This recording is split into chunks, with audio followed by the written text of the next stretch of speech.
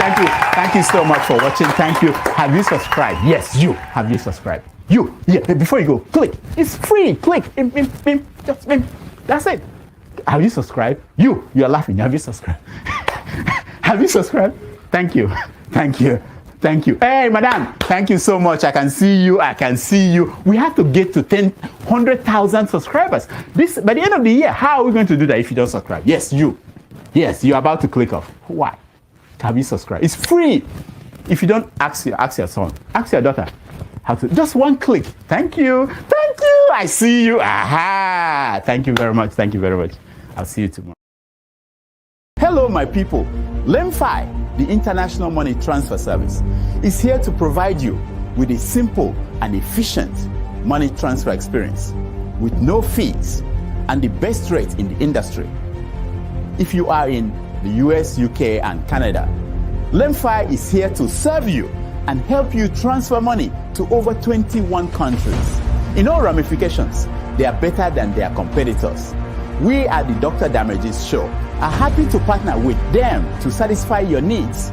To that end, anyone who signs up with them using the referral code DOCTOR will get $30 cash back the first time you send $100 or more.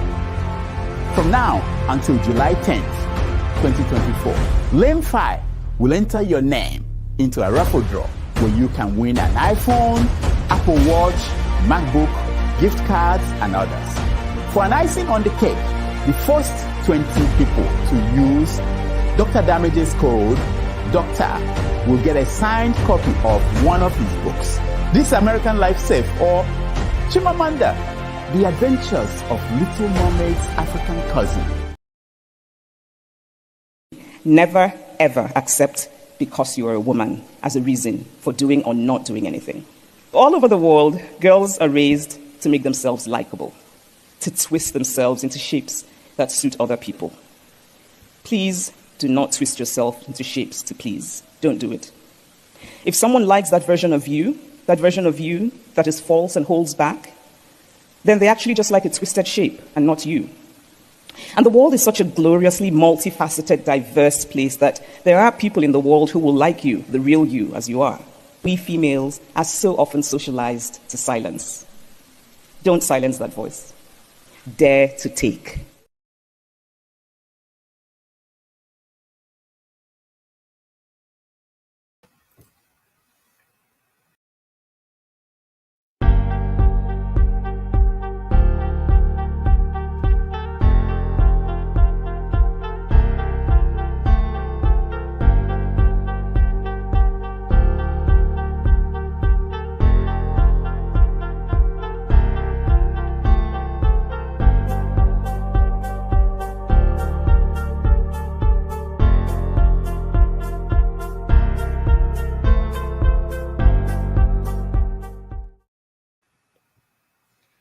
Good morning, good afternoon, good evening, everyone.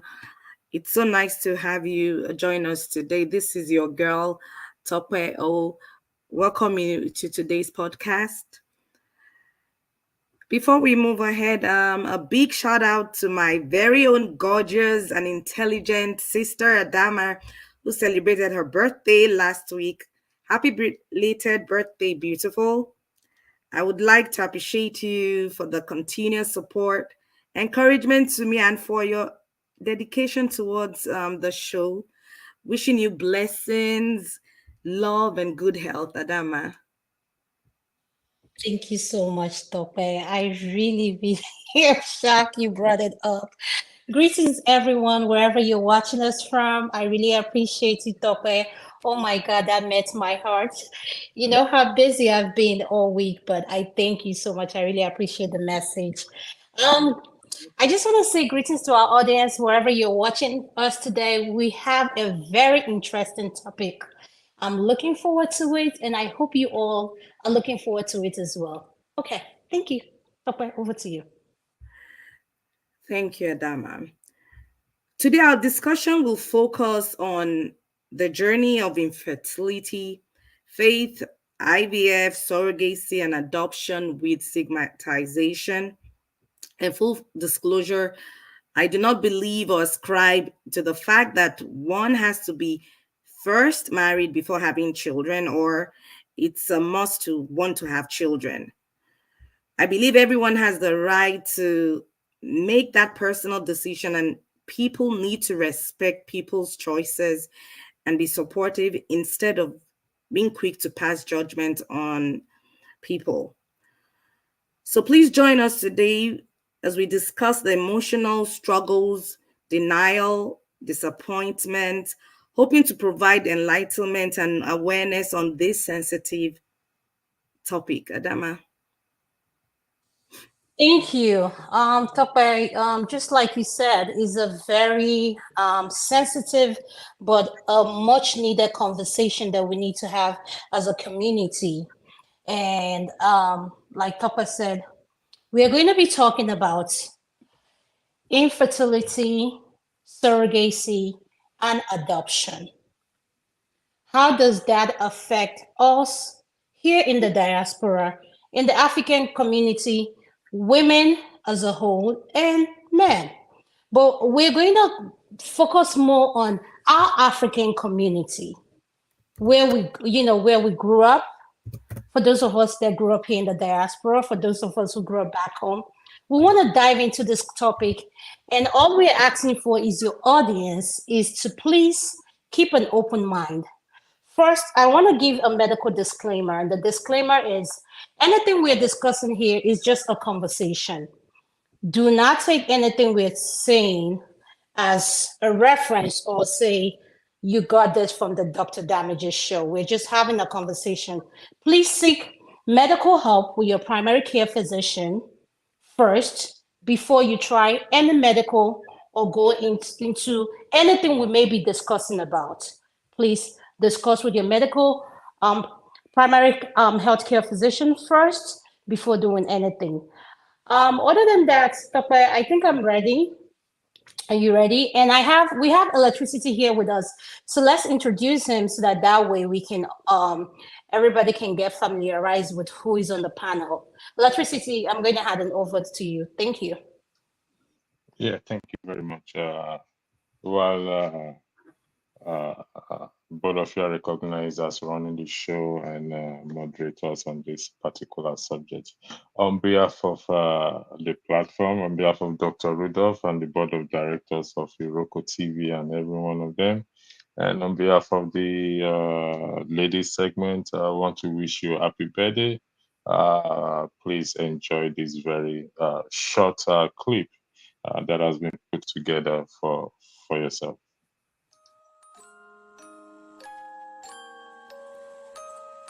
Happy birthday to you.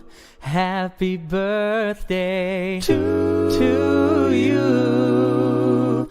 Happy birthday to you. Happy birthday to you.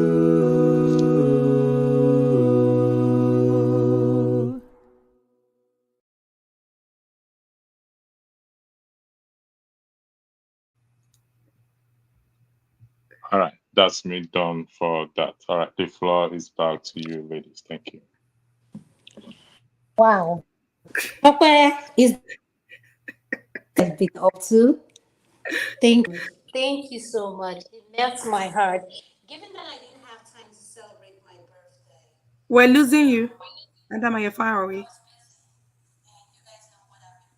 We can't hear you, Adama. You're far for me away. and my household, you both know what I'm celebrating. Okay, Toka, you take over until she comes back. I think something is wrong with her network.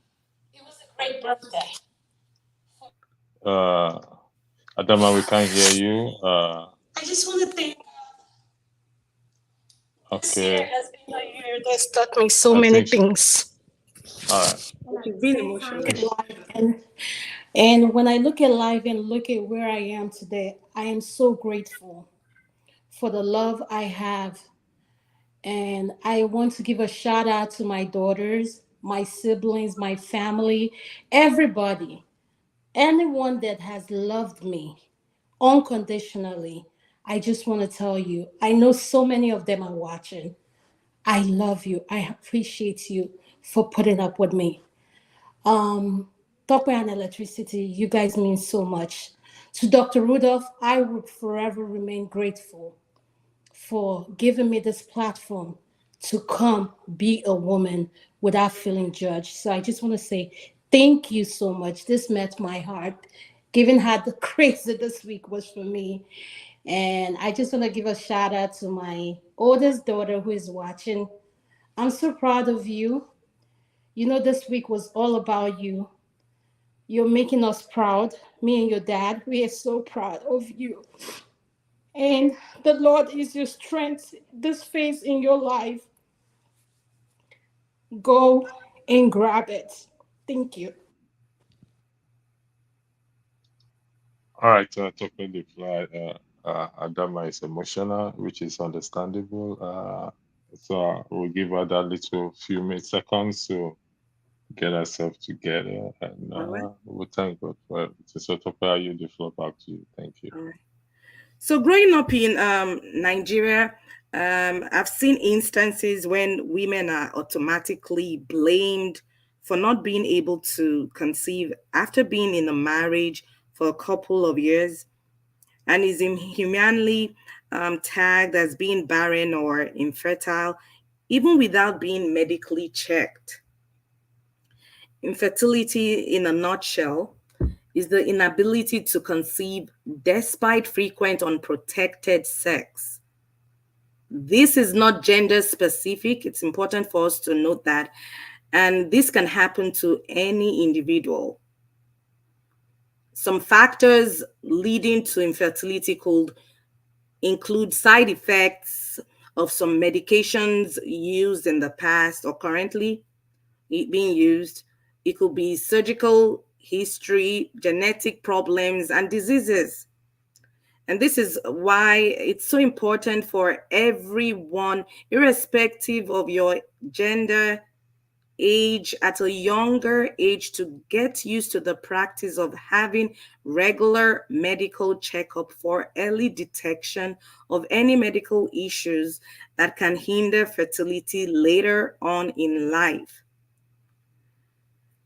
For women, you have common issues such as cysts, fibroids, and other health issues.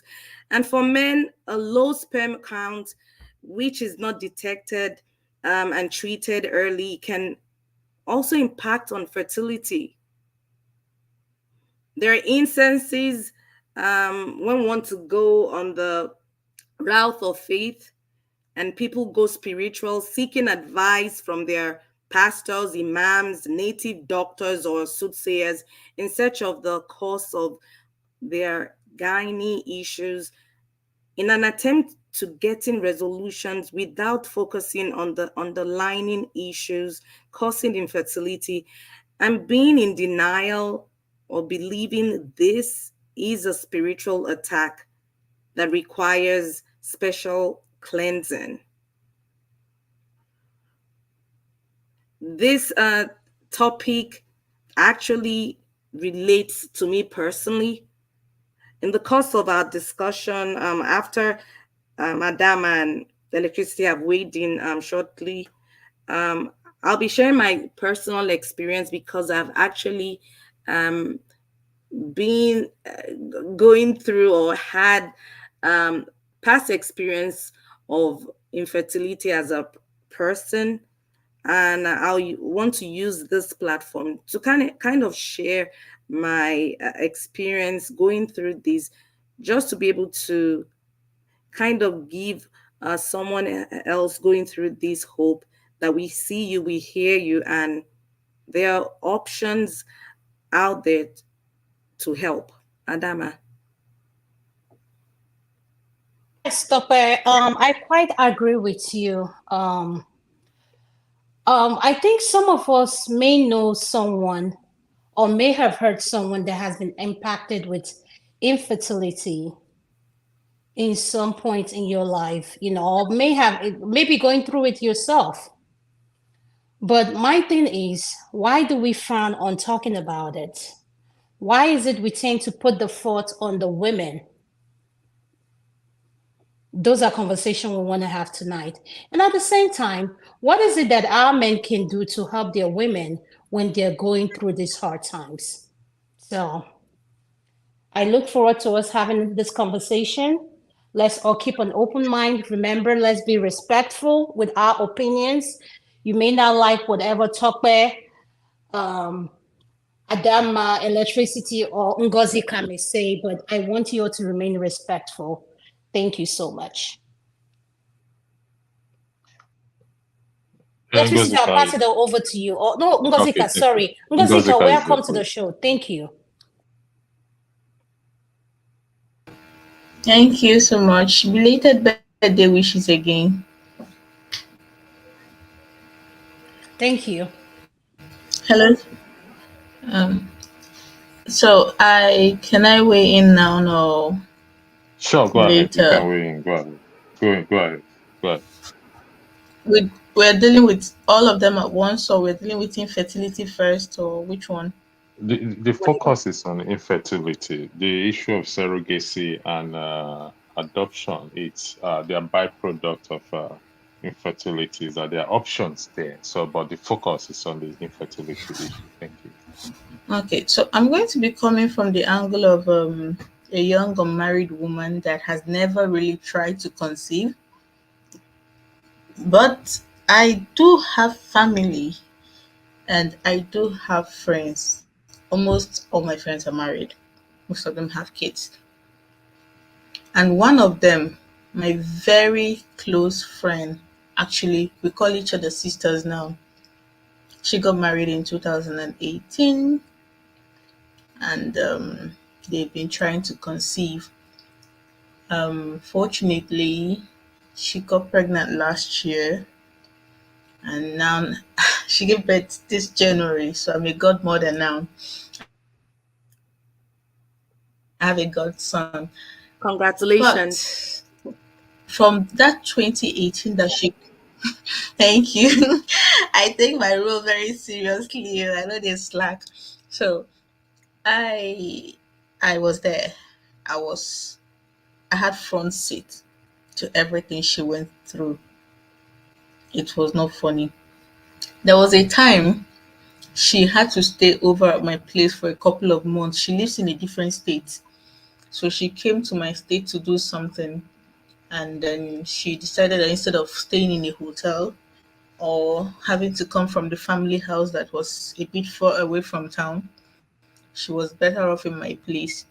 And the husband knows me quite well, so they agreed that she would stay. She was at my place for like 4 months, and in those 4 months, I saw firsthand. Because anytime she had these struggles or the breakdowns, she would call me, she would cry, and all those kind of things. I'd comfort her. But in those months that she spent in my place, oh my God, it was something else. I'd wake up in the middle of the night, turn, and I'll see this girl crying her eyes out. She would have this worship song, GUC. She made me dislike the man because every time she was playing his song, she was crying, she was praying. Is it the treatments? Is it the endless tests? Is it the concussions they made her drink? Everybody was focused on her. And I remember when I started actively being a part of her fertility journey or her conception journey, I told her, how far conceive here? You are going to carry the child, right? But there are two people trying to conceive here. How come it's everything is you, all the pills, you, all the concussion, you, all the prayers, you? What's going on? I said, Ne, have you people even been certified okay medically? She said she's okay. I said you people, I didn't say you. That's you and your husband. And that was when she told me. Apparently the fault wasn't hers. The fault wasn't hers. It was her partner's, her husband's. And for years, She, quote and unquote, hid his shame and took all the assault society gave her. She never, I think the only other person that knew that her husband had some issues was probably her mom or maybe her dad too. These were the only, she couldn't even tell the mother-in-law. And the mother-in-law was the one that even got me pissed off one certain time was when she told me that the mother-in-law was giving her concussion to drink. That was when I lost it. I told her, do you hate yourself that much? Do you know what you're doing to your organs? Why are you taking concussions? What is wrong with you that you have to be taking concussions? Tell her son is the one that needs to be taking concussions and not you. What is all this now? Don't you like yourself? And she told me she doesn't like. I said, wow, you people that you always say you don't want to wahala, you want peace. What is the peace here? You don't have peace. Look at you. Peace has run away from you. So what peace do you say you're trying to have? And is it people that will stop her in the street and tell her, if your husband is not doing well, come, let me do it for you. You people are taking too long. Or is it the ones that will stop her and tell her, come, I know where I will take you. They will inject you something and make your stomach grow big. Later, will help you buy baby. I hate things. That girl went through hell. And when she finally conceived, trust Nigerians with their unsolicited advice. Don't do this one. You should do this one. Do it like this. Don't do it like this. She had one of the most difficult pregnancies I've ever seen someone have. For months, her business was shut down. She was in and out of the hospital for months. And then after going through all this and giving birth, the next thing everybody was hounding her to get pregnant again. That this one that they were making it sound as if it was like a portal. They were like, this one that he has opened now, you better have all your children before it will close. And no, and this girl every single day, a part of her was chipping away. I've known her for a very long time, and she's such a happy person. She when I knew her initially, she was such a happy person. But every day with all these whole conception issues and going through a difficult pregnancy and giving birth, she was becoming like a shadow of herself. And I called her one day. I said, I can't remember the last time I saw you smile genuinely. You used to have such a very infectious laugh. I can't remember the last time I heard you laugh like that. And then she broke down. She broke down and she started recounting everything. So it hurts that when two people are trying to have a child, our society focuses on one person, and most at times the person is not even. The culture of silence has made it in such a way that even when you're not the one with the medical issue or the delay in your conception journey, the blame Uh, is on you. Thank This you very much. Francisca, based on your story, you said I'll leave the floor to the ladies because they're the one moderating. But I just want to ask a question. I mean, for you to further highlight something, just few seconds. She finally conceived and had a child. You said, what did they do? What did they do? Do you mind if you have insight in that? Would you mind well, sharing it? Because we're having a conversation. finally, finally they did. Like I said, it was her husband. The husband, she will kill me if she finds out I said it. But thank God she's anonymous. They he got treatment, and the treatment, she was the one that insisted on it. He started getting treatment. Yeah, he started getting treatment. He started getting treatments from 2021. I'm talking really costly treatment because I was the one that connected her to the gynae that she finally connected the husband to. The guy was a general practitioner, physician. So they started treatment. He started treatment in 2021, and by 2023, they were able to conceive naturally. It was not IVF or surrogacy. They were able to conceive naturally. Yeah. All right, thank you. So, The ladies, the floor is yours. Thank you. electricity, what is your opinion? Because I would like to hear from a man. Like, what do you have to say about infertility? Do you know someone that has been affected, or what is your like? I'd like to hear what is your opinion on infertility, and how do we approach that topic as in African culture? Like, how do we look at it? Why do we tend to always look at it as a woman's problem? Thank you very much. First and foremost, how did you arrive at that conclusion that I'm a man? Anyway, just was on the lighter mood. uh, you see, I think we don't have this conversation much, and it's not about education because, truth be told, Nigerians are highly educated. Most Nigerians, and so it's not about that. It's about we don't have this conversation.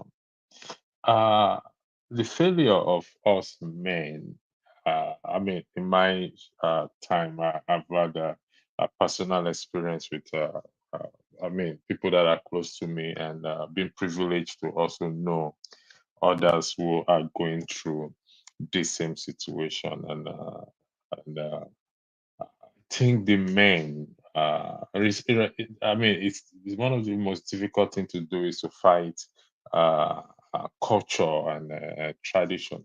But I think the men, us men, hold that key to this, to changing the trajectory or the narrative of things if we provide support to our women in going through this issue of infertility. I mean, issue of finding it difficult to take in, and why most women are blamed. It's sad because, like Ngozika said in the story, the fault was actually the man, and why the woman also have to cover up for the man and subject herself to such ridiculous treatment. It's something that I personally cannot imagine why she has to do that because in her action is more or less promoting this negativity of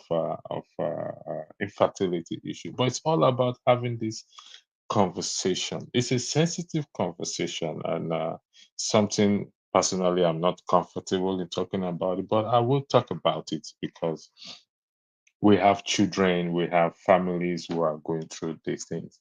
And if couples can come together, just the same way we talk about money, we talk about politics, we talk about sex, we talk about clothing, we talk about everything.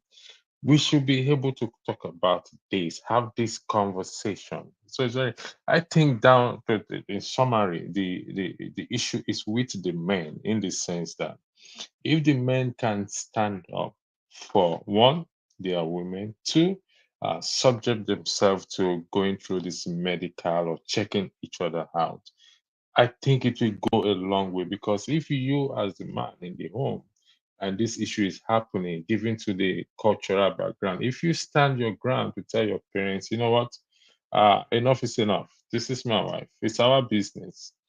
I think they will back off, and it will bring a lot of relief, distressing note to the woman. I don't know if I answered your question or am I listening, so I yield the floor back to you. Thank you. Yeah, you answered my question, but and I like what you said. Like, um, we need to have that conversation. And one thing I don't like our culture does is when it comes to childbirth, I know I see men who are older who want to get married to younger women. I don't have a problem with that, whatever your preference is. But I am of the opinion that you both need to go have yourself check out medically. When I say medically, a full check. There's something called you have to go to a urologist for the men. And like I said before I say anything, any medical this thing we're discussing here, this is a medical disclaimer. We're not giving out any advice. Please consult your primary care physician first before anything. So please, we're just having a conversation. I don't want anybody to quote Adama said this. For the men, they need to go see a urologist. There's something called sperm counts. Sometimes your sperm counts are low, is the truth. And in order for a woman to get pregnant, we need a sperm to be swimming. And at the same time, women, we need to go see a gynecologist, check your ovaries, check things that, make sure everything are functioning the way they should. And be open with your partner. For those who have had abortions, whatever you've done during your youth, or whatever you've gone through, those are conversations you need to have prior to getting married, figuring out, how many kids do you guys want to have? What's a health, what is your health status? Start from there. And it's not, it bothers me that we don't want to talk about it. And I understand it's a very sensitive topic. I'm a mom of two beautiful girls and a boy, and a son, a stepson. So I am proud of my kids. And at the same time, I will do anything for them. But do I know what it feels like to go through not having a child? No, I don't. But do I know someone who have gone through it? Yes. Matter of fact, my own biological brother, who is older than me, went through that. And I saw the pain his wife went through and the pain my brother went through as well. So at the end of the day, we need to quit making the women, and at the same time let's stop making it our women feel like they're not women enough, like they've done something wrong. And I thank my mom for not making her feel it's her fault. And I would say part of it is my mom's exposure, because exposure is, I always say something when it comes to men: how you treat your wife, you're telling your family how to treat her. For my brother, when it comes to his wife, he doesn't care who you are. You're going to respect his wife, regardless if you're his mom or dad. So, and I'm giving a shout out to him. He's listening. Both of them are listening. And I remember when they went through this, I really cried for her, because she's smart. She's a go-getter. But when it came to this, she fell short. And thank God they have 4 kids now. And I look back saying that the support we gave her as a family, we rallied around her, because sometimes it could be depressing. And I can say that she went through depression. She did. There were days she called me, she was at her lowest, and I wouldn't want any human being to feel what she felt, not even my enemy or someone I can't stand. So we as a society need to embrace and have that conversation.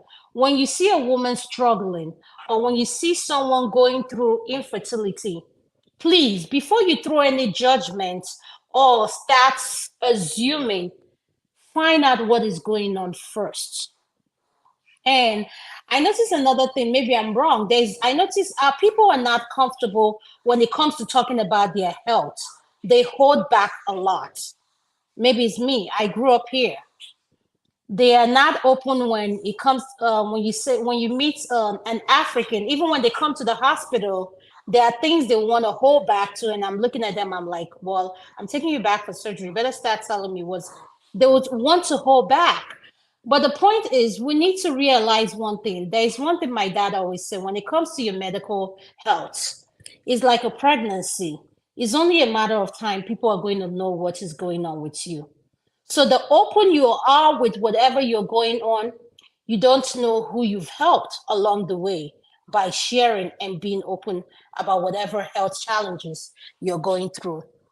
And I would like to say this. Shout out to my sister-in-law, with her permission to share the story. I know she's listening. I love her, and I thank God she married into a family like ours, because I can't imagine her going what she went through with a family who did not give her that support.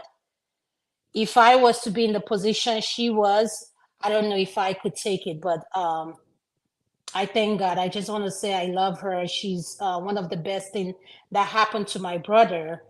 And at the end of the day, we need to have this conversation and be honest and open about whatever we're going through. It's okay to not be okay. I always tell people that it's okay not to be okay. Thank you. Tope, over to you. Thank you, Adama and Ngozika. Thank you so much for throwing light into this topic. For someone who experienced this, I know Adam had mentioned, abortion or things like that that may have happened when one was younger. Unfortunately, or will I say fortunately, I didn't go through any form of abortion. I never had any surgical issues or had medical issues or used any medication that led to what I went through. So my journey it started with early signs of heavy menstrual bleeding while I was in high school. So between the age of, well, I say 11, 16, I started experiencing early, signs of heavy bleeding. And along the years, this led to cysts and fibroids in my 30s. So fast track to my 30s, it led to cysts and fibroids. And then eventually I had series of surgeries in Nigeria and even in the United States, which finally impacted on my fertility issues. So I'll take it that the effects of the series of fibroids that I had actually ended up was what actually damaged my fallopian tubes, which ruled out that option for me to ever be able to conceive naturally. So at that point, I knew it, and I knew that the only option that I had available to consider if I wanted to be a mother later on in life as a single woman was to go through the other routes of either IVF or surrogacy or adoption. What I'll say saved me was the fact that I wasn't in denial. And I believe that's the major issue most of us have when you're either a man or woman going through issues regarding fertility. We kind of put a spin on it, on either blaming it on people from your village attacking you or spiritual reasons, instead of actually facing reality and not being in denial. So not being in denial was what actually worked for me. So I knew from the get go that having children naturally wouldn't be an option that I will be able to go through naturally. So I was focused on working towards IVF. So fast forward, I got married, and then as Adam had mentioned, it's very important that you have these kind of discussions with your partner before getting married, and that's to actually avoid issues and the depression and the lack of support when you get married and you now start having issues with conceiving. It's always good to give the disclosures, explain your situation. Some people want to trap a man or trap a woman without actually explaining their fertility issues before getting married. I was blessed to have a husband that was understanding. I'd explained my situation, and that the only option that I have at this point was to explore the option of IVF. For those who are not familiar with IVF basically is in vitro fertilization. This is a process of fertilization in a lab where an egg is combined with the man's sperm and then transferred into the woman's uterus so that you can basically carry the child. Seeing if you're having issues such as I did in regards to a damaged fallopian tube. In my situation, also, The good thing was that as at the time I was going through the series of surgeries trying to take out the fibroids and cysts that I had, my doctors had recommended a procedure to have me remove and do a retrieval of my eggs as a backup plan, just in case while going through a surgery to remove the fibroids, complications happen, and then I'll be in a position not to be able to even go through IVF eventually. So I went through that process of the egg retrieval, and unfortunately, there were complications back and forth with more fibroids popping up at different stages, which eventually damaged my uterus. So at that point in time, the idea that I had hoped for was no longer available, because at the point where the uterus, which is also known as the womb, where a woman uses to carry the child, is no longer available for me to be able to use to carry my own child. And I was faced with the discussion with my husband and the doctors, stating it was a case of a life or death situation, that I either keep my uterus and go through several other damaging issues that will be life threatening, or I take out the uterus and go through a hysterectomy. So basically, a hysterectomy is the process where you're removing the uterus or the womb. It could either be a partial one or a full hysterectomy. Fast down the track, I went through that process of hysterectomy, and again, the question was, am I going to give up, go through that depression Ngozika talked about? Yes, I went through that depression. I know what it feels. It was heartbreaking. But the most important thing is to have a good support system. I had a wonderful mother who was very supportive, sisters, friends, my husband, going through those doctors' offices, appointments. It's very overwhelming and very emotional. So I do understand. I relate to that depression Ngozika went through. And so that was how we had no other choice than to explore other options. Because at that point, I was in the place where I was like, I was going to keep moving forward, that I'm going to have my own child. And there was no stopping me. There was no way I was going to not explore all options possible. With that being said, I'll allow Mr. Triumph to come in, and then I'll use the other part to discuss my journey with surrogacy. Mr. Triumph. Yeah, Yeah. before he come in, can I say something, please? Yes. Tope, I just want you to know how proud I am of you, and you know what I'm talking about. Not only am I proud of you, whoever that is listening to this, you have impacted someone today.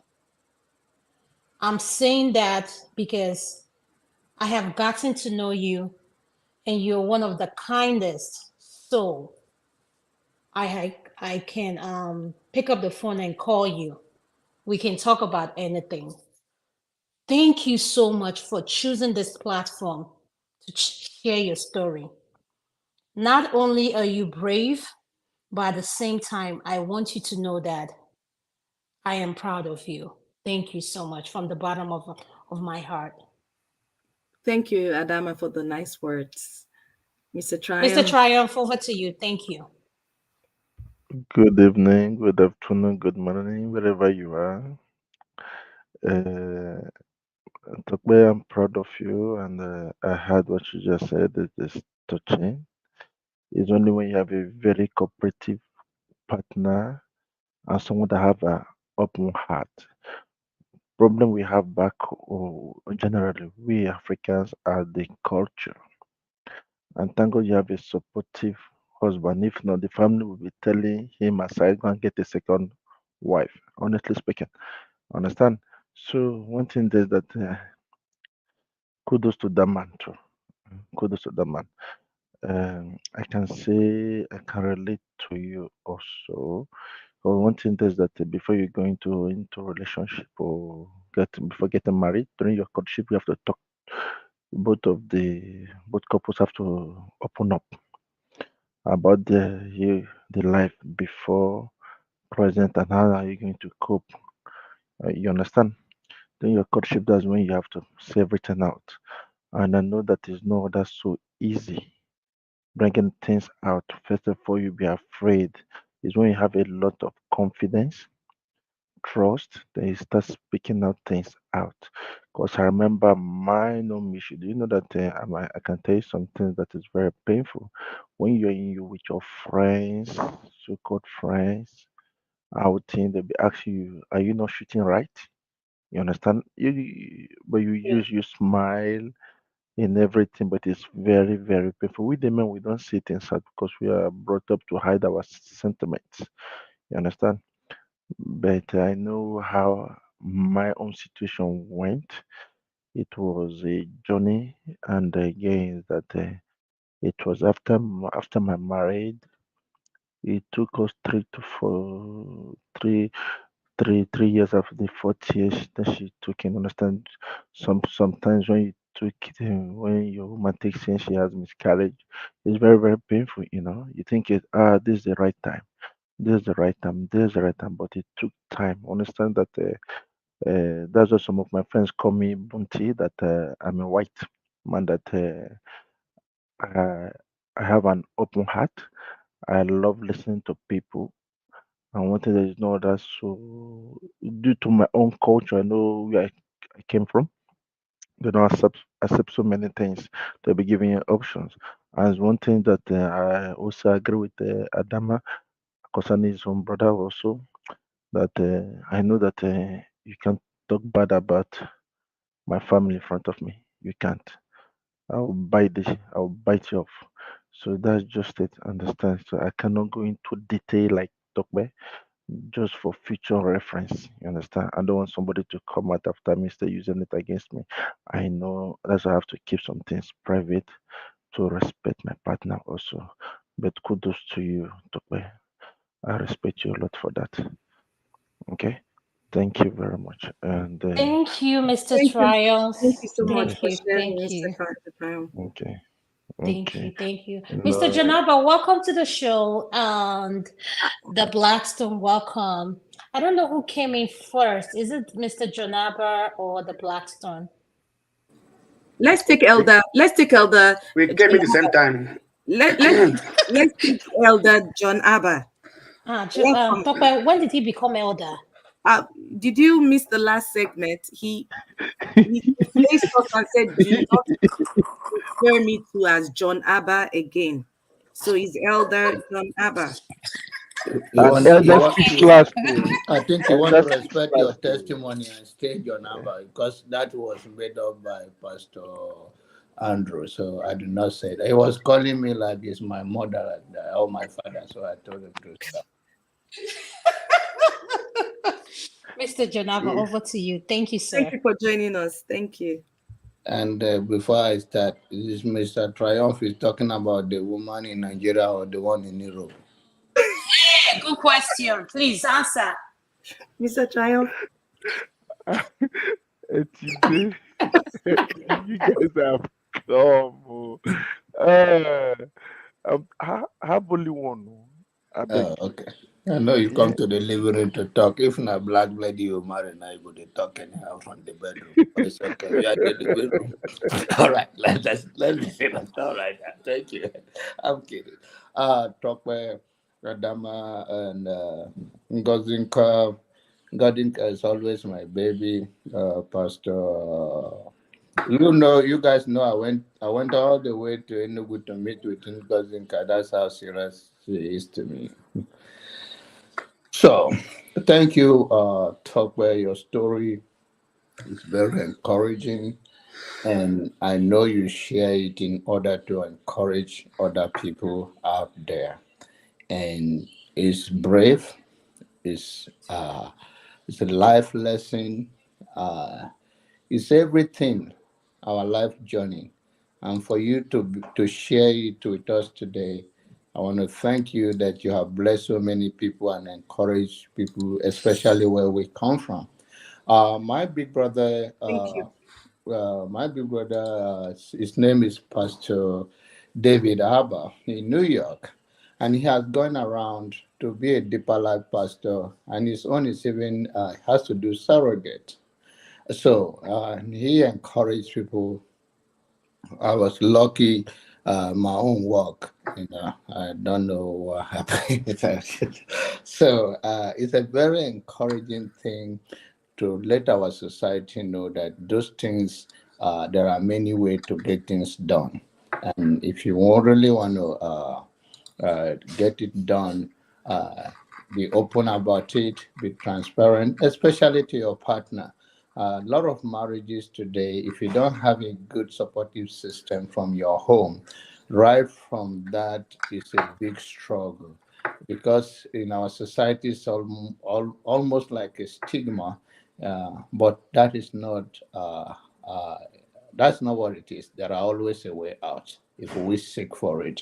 And people like us, I'm from a polygamous home, so I love family and big family. But to my surprise, when I got married, uh, my wife said one thing we did not talk about was her having a baby.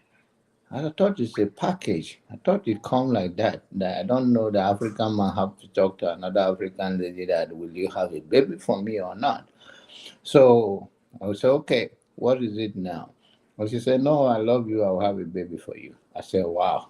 So we have to talk about it. I don't know that. So it's a very big shock for me. But that is how it goes in many things. And people should be open about their life and talk to your partner, how you want to live your life with your partner, baby issues. And most importantly, it's a misfeeling. Sometimes we think that outsiders or other extended family does not matter. Sometimes they matters, and sometimes there's a way you push back on them. Say, okay, mind your business. But sometimes you say, no, this is our business. So it's a very big thing beyond you and your husband, sometimes or your wife. But then, if when you have a good partner to work with, you make it a lot easier. So, in summary, thank you to Tokwe for sharing with us. Appreciate you. Thank you. Thank you, Elder John Aber. Thank you so much for the words of wisdom. We appreciate you. The Blackstone, welcome. Thank you so much And for. this is the last time you come here, that Janaba. I told you that was calling me by Okay, that. okay. Will pastor work or That uncle? pastor need deliverance. It's his own word. Don't go No, no. there. I said for to call you pastor. Will that work? No, call me Jonah, I'm just joking. You guys should get used to me. You guys take me too serious. Okay, Get used to it's me. just too hard for my mouth to call you as my elder to call you John like that. No, call me Jonaba. I'm fine with Jonaba. Call me John. Okay, okay, sir. Thank you. And yeah, call me John. I feel free to call me John. It make me feel more better and make me more of equal to everybody. If no, if you call me the elder, you will not hear joke from you. Now I'll place Oh, myself in a different way. Oh. okay, John. Thank you so much. Okay, thank you. The Blackstone, welcome. I'm so glad to see you today. Thank you for joining.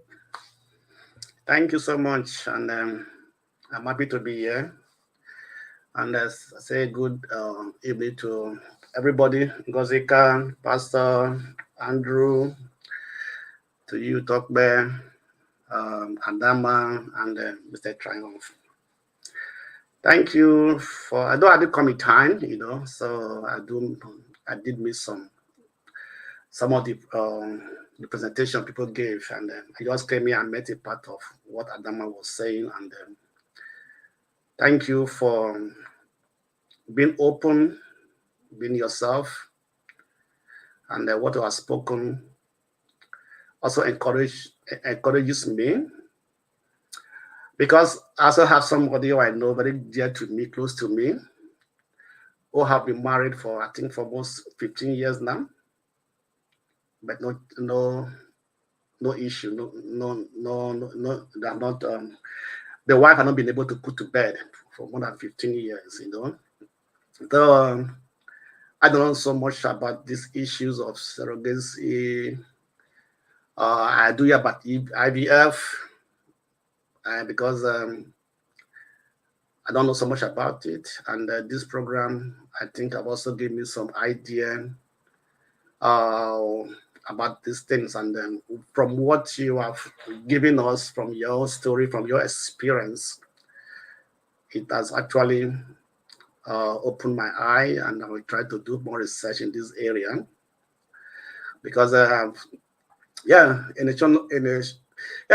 for example, I think one of the things you have to know is that being open in a relationship, even before you go into marriage, we should know who we are, right? And the woman should be able to both man, the man and woman should be able to open to themselves, because this issue of infertility is not only from the woman, it can also be from the man. It's both sides, depending on where it's coming from.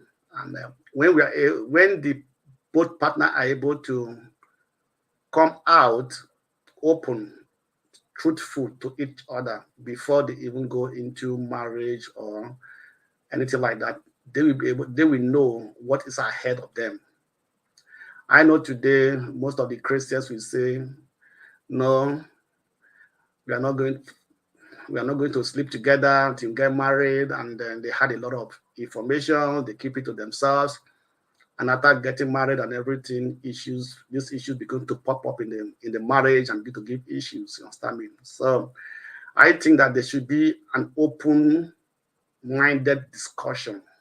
If you really want to go into marriage, we all want to spend the rest of your life with a woman, both of you should actually be open-minded. And when we know this, then the both can decide if to go on with it and face what it takes, or they can decide to go apart. That will depend on both couples who are involved in it, right? So, and I think that when we know what we are sexually, or issue of fertility and things like that, before we decide to live together, to spend the rest of our life together as husband and wife, or whatever it might be, this also prepare our mind that whatever it goes to come up, we can face it together. I know sometimes it's very difficult to be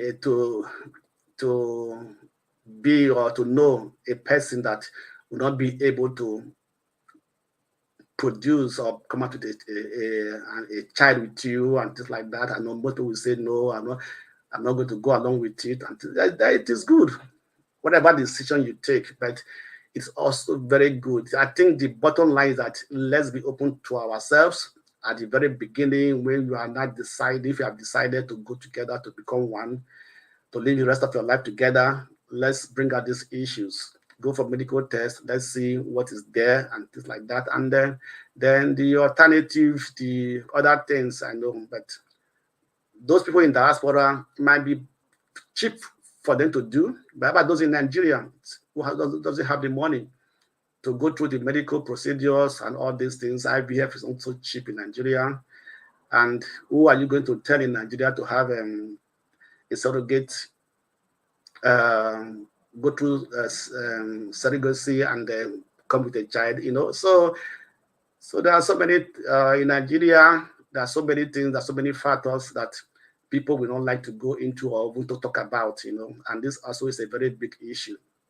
I really appreciate you, Tokbe, and I'm glad that I'm going to learn more from this topic. It's a pity that I didn't come in time, right? Because I have somebody who's going through this issue and things like that. They are still believing God because they are very strong.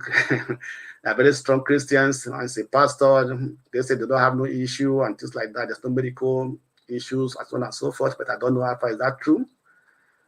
Whatever I learned from this topic today, I will also share it with a man, which is very close to me, and see by God's grace how it will go. Thank you so much, Tokbe and Adama and Ugozika, who have brought out their own experience to the public, and you are strong women.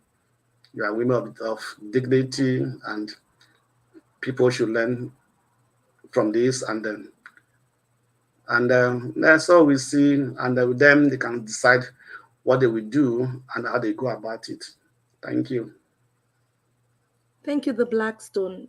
Thank you so much. And I'm so glad. The aim of this podcast is just to touch one person. If it's only one person that we can impact with this conversation, our day will be made. Thank you so much, Blackstone. Kene, thanks for joining us. Thank you. Thank you, Adama. Thank you, Tope, for this. Welcome, Kene. For this show. How can it be a Kene when you say a free una de Kanu? It has always been my motto until Nnamdi Kanu is released. I will always have it there. So good. this is the. I think I will code what I'm saying because the kids are around. So and before you know, they start using their Google to check up things. I think we need to really appreciate science. And by the way, thank you, Tope and Triumph for sharing your side of the journey. It's not easy. I don't know how that is. I've never felt that. I don't know, man. I think for some of us that have not experienced this, we should be grateful to God and be grateful to mankind as well. Because I don't know how it would have been for me. But we are talking about is it surrogacy, right? Adoption. I think, like I said earlier, we should be very, very grateful to science because before now, the way and manner our forefathers handled these issues are so disheartening. It's always the woman's fault. The man is on the good part or on the good list all the time. To an extent that some will even encourage their friend or their brother to go and knock the woman to see if she go carry belly, that kind of a thing. And it was acceptable in our society. And again, today, even in this modern age, I think some of us need to still be grateful to God. Because I sometimes I imagine how the poor, the downtrodden, will be able to afford the cost of this surrogacy thing. I'm going to share this event, or I don't know how to put that, but this is what is going on in Nigeria. But I don't know about other African country whereby couple are having issues with fertility, and as usual, it's always the woman's fault, and you see where mothers will be encouraging the daughter, hey, go out, see another man, make it like you, that kind of thing. And she'll be going around from Mr. KK to Mr. Kafo to Idewu to Tunde. Try Tunde today, to not enter. After a few months or after a year, she will leave Tunde. Try Obadia, So it's really no, Kene will not enter there. Me now. So the thing is, sometimes I pity the women. Like, what is really wrong with us? knowing quite sure that it's the man's fault. The man will know that it's coming from him, but he will not come out openly to admit to his people that, hey, it's my fault. He will be hiding it. And then be behind closed door, behind him, the woman will be trying some other alternative, which at the end of the day, if he happens to be aware of what is going on, he will not be happy with her. So these things go on because the woman, the way and manner of the society bedevil the woman when it comes to this kind of thing makes them most times they don't open up. They would rather be seeking alternative solution. And where there is no money, she will be trying other he goes around, and then when it comes to personally, I wouldn't want if it's my fault, God forbid, I wouldn't want my somebody else, or I don't know how to put that. I don't want somebody's this thing to be harvested and used to fertilize my wife's this thing. I don't know. I don't know, man. Let me not say something that I don't So are you recommend. saying that you're not open, or you don't agree with the idea of a sperm donor? Is that what you're saying?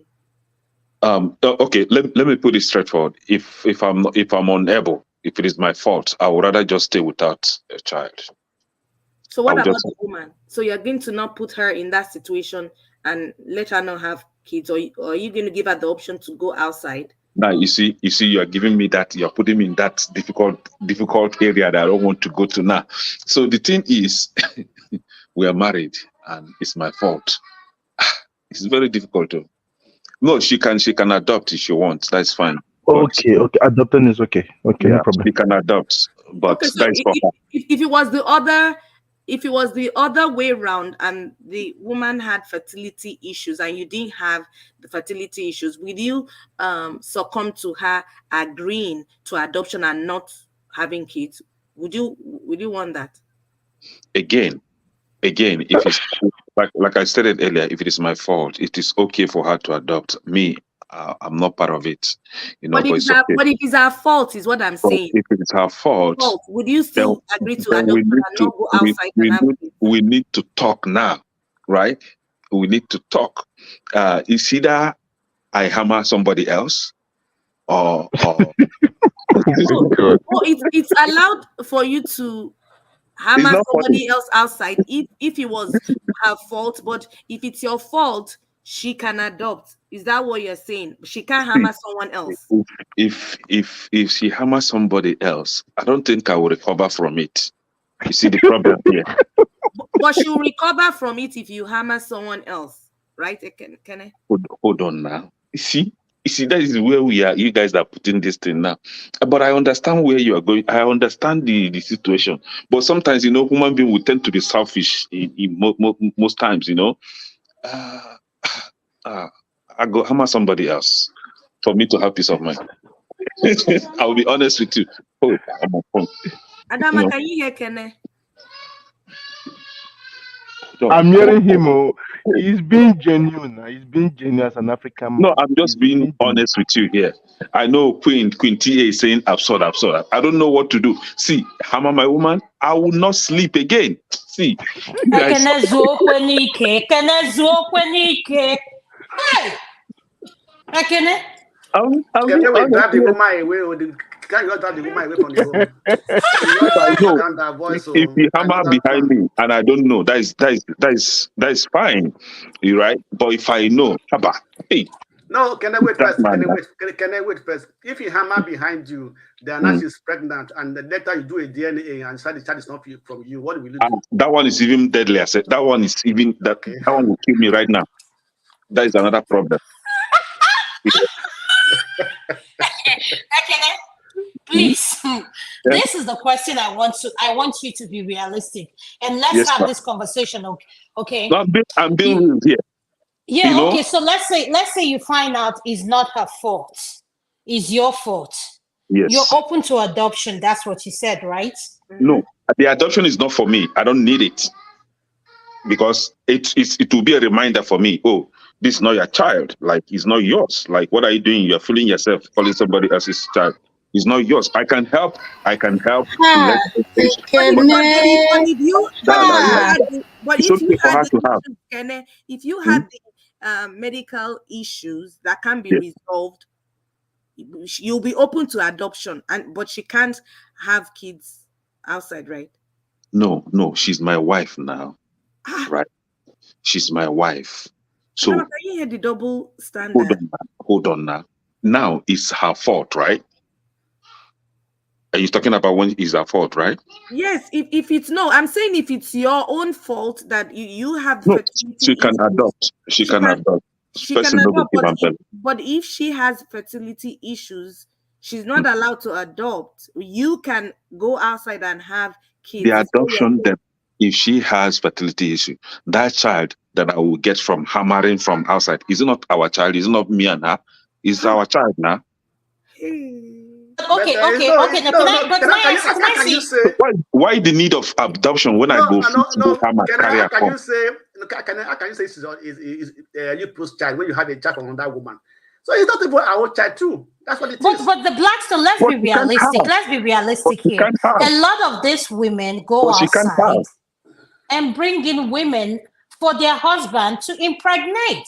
But that's a totally different discussion. No, Adama. no, no, We're no, no, talking no. about No. we're See, talking He you see said, this no, thing. no, now. Tokwe, he said You see something. this one he just said now.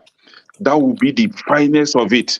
Let That's her what I'm with her own saying. hand go carry Yeah, she another will person go. come give She me. knows she cannot give birth. I'm telling you, she Honestly. will know. There's Wait, something though. called in the Igbo culture. Ekene knows what I'm talking about. It's not just in the Igbo culture, it's maybe in every culture. Where they marry a certain woman. I remember my grandpa saying that story. What that person is meant for is just to give birth. Just So like Sarah and Sarah in the Bible. Somebody suggesting I can get a donor this thing. Why donor? Now where I can put something straight, it will enter. Why am I if donating anything? this is the thing, this is the thing I agree with. The part I agree with what you said is this. If your wife is okay with you going to have a baby with her consent, I have no problem with it. But the problem is most of the time when the woman find out, the woman is close to giving birth yet. So it's not, you guys, you're not transparent when you're doing these things. So, but I'm not saying that's for every man who does this. Definitely, Some men are I transparent. have to be very open Yes. and transparent with her. So if it It works must for both be of you, who our am I to journey. say you shouldn't? It must be our journey, our struggle, not trying to. What am I hiding? She's my wife, man. What Okay, will so I if hide from her? it's a revised case, then you should be open to her going to make more babies for you guys That's and what bringing I'm it Let me saying. in. let me ask you a question. He Adama, doesn't hold on. agree to. That's what I'm saying. Let me ask you. Let me ask You see, a question. you see, I'm Hold on. not just playing a Let me ask devil's you a advocate question. here. Let me I'm ask you just a telling question you, now. opening up my mind here right now. I'm not playing any devil's advocate.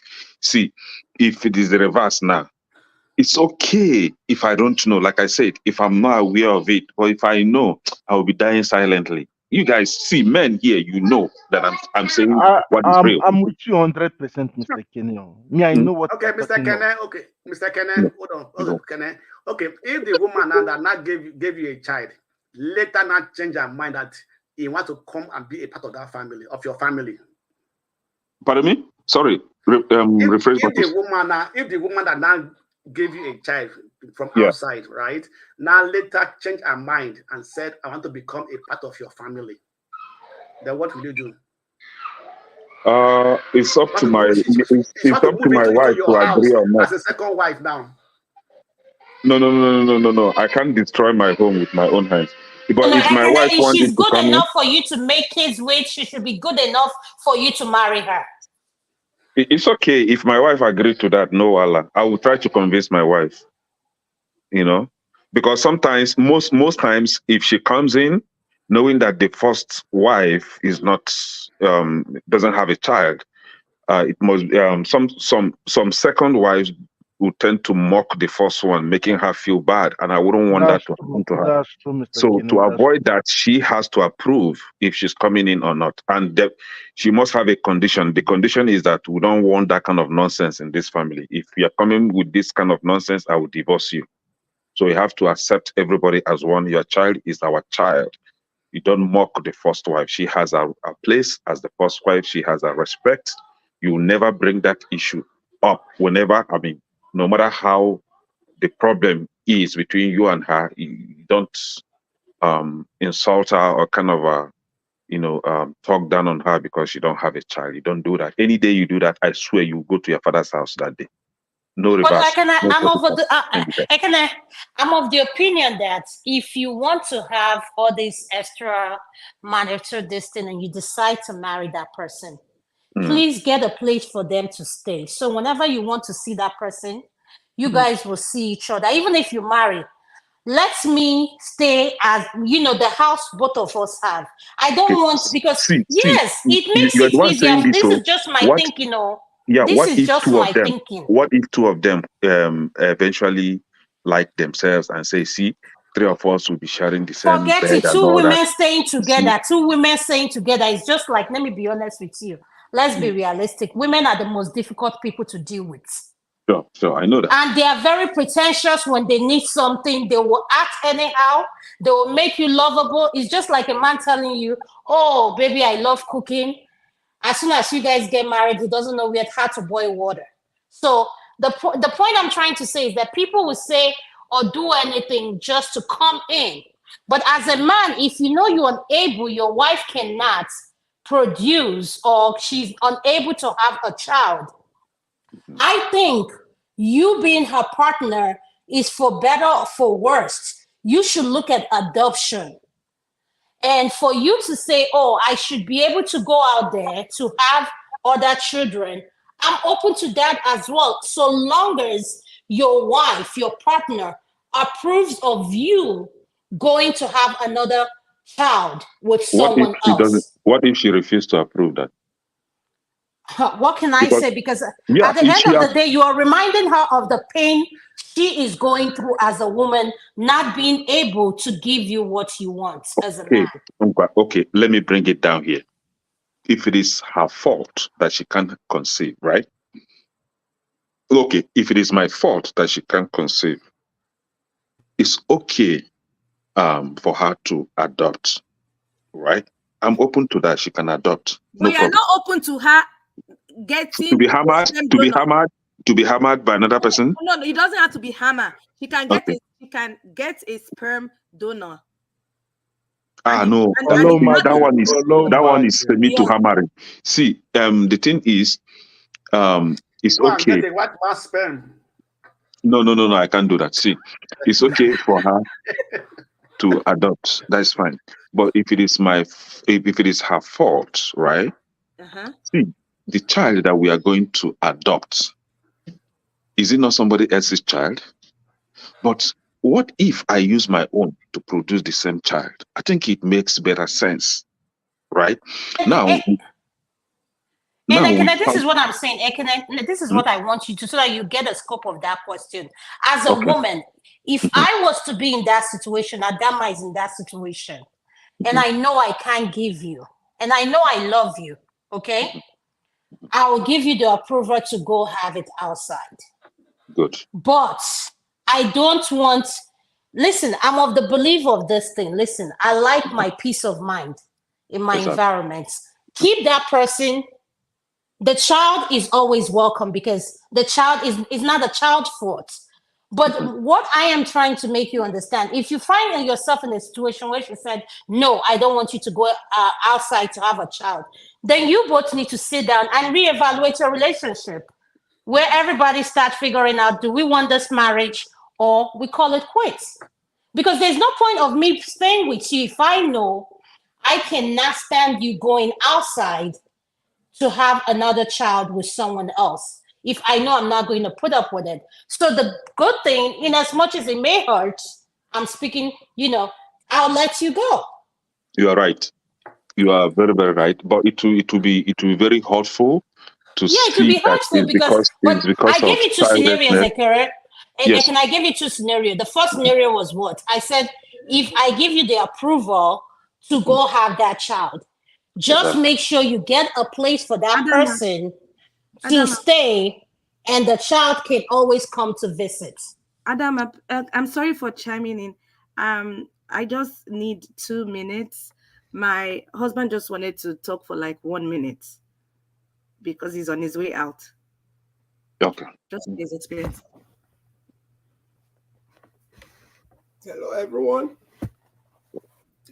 Hello. Hello. Welcome. Hello, Welcome hello, to the soul, hello. sir.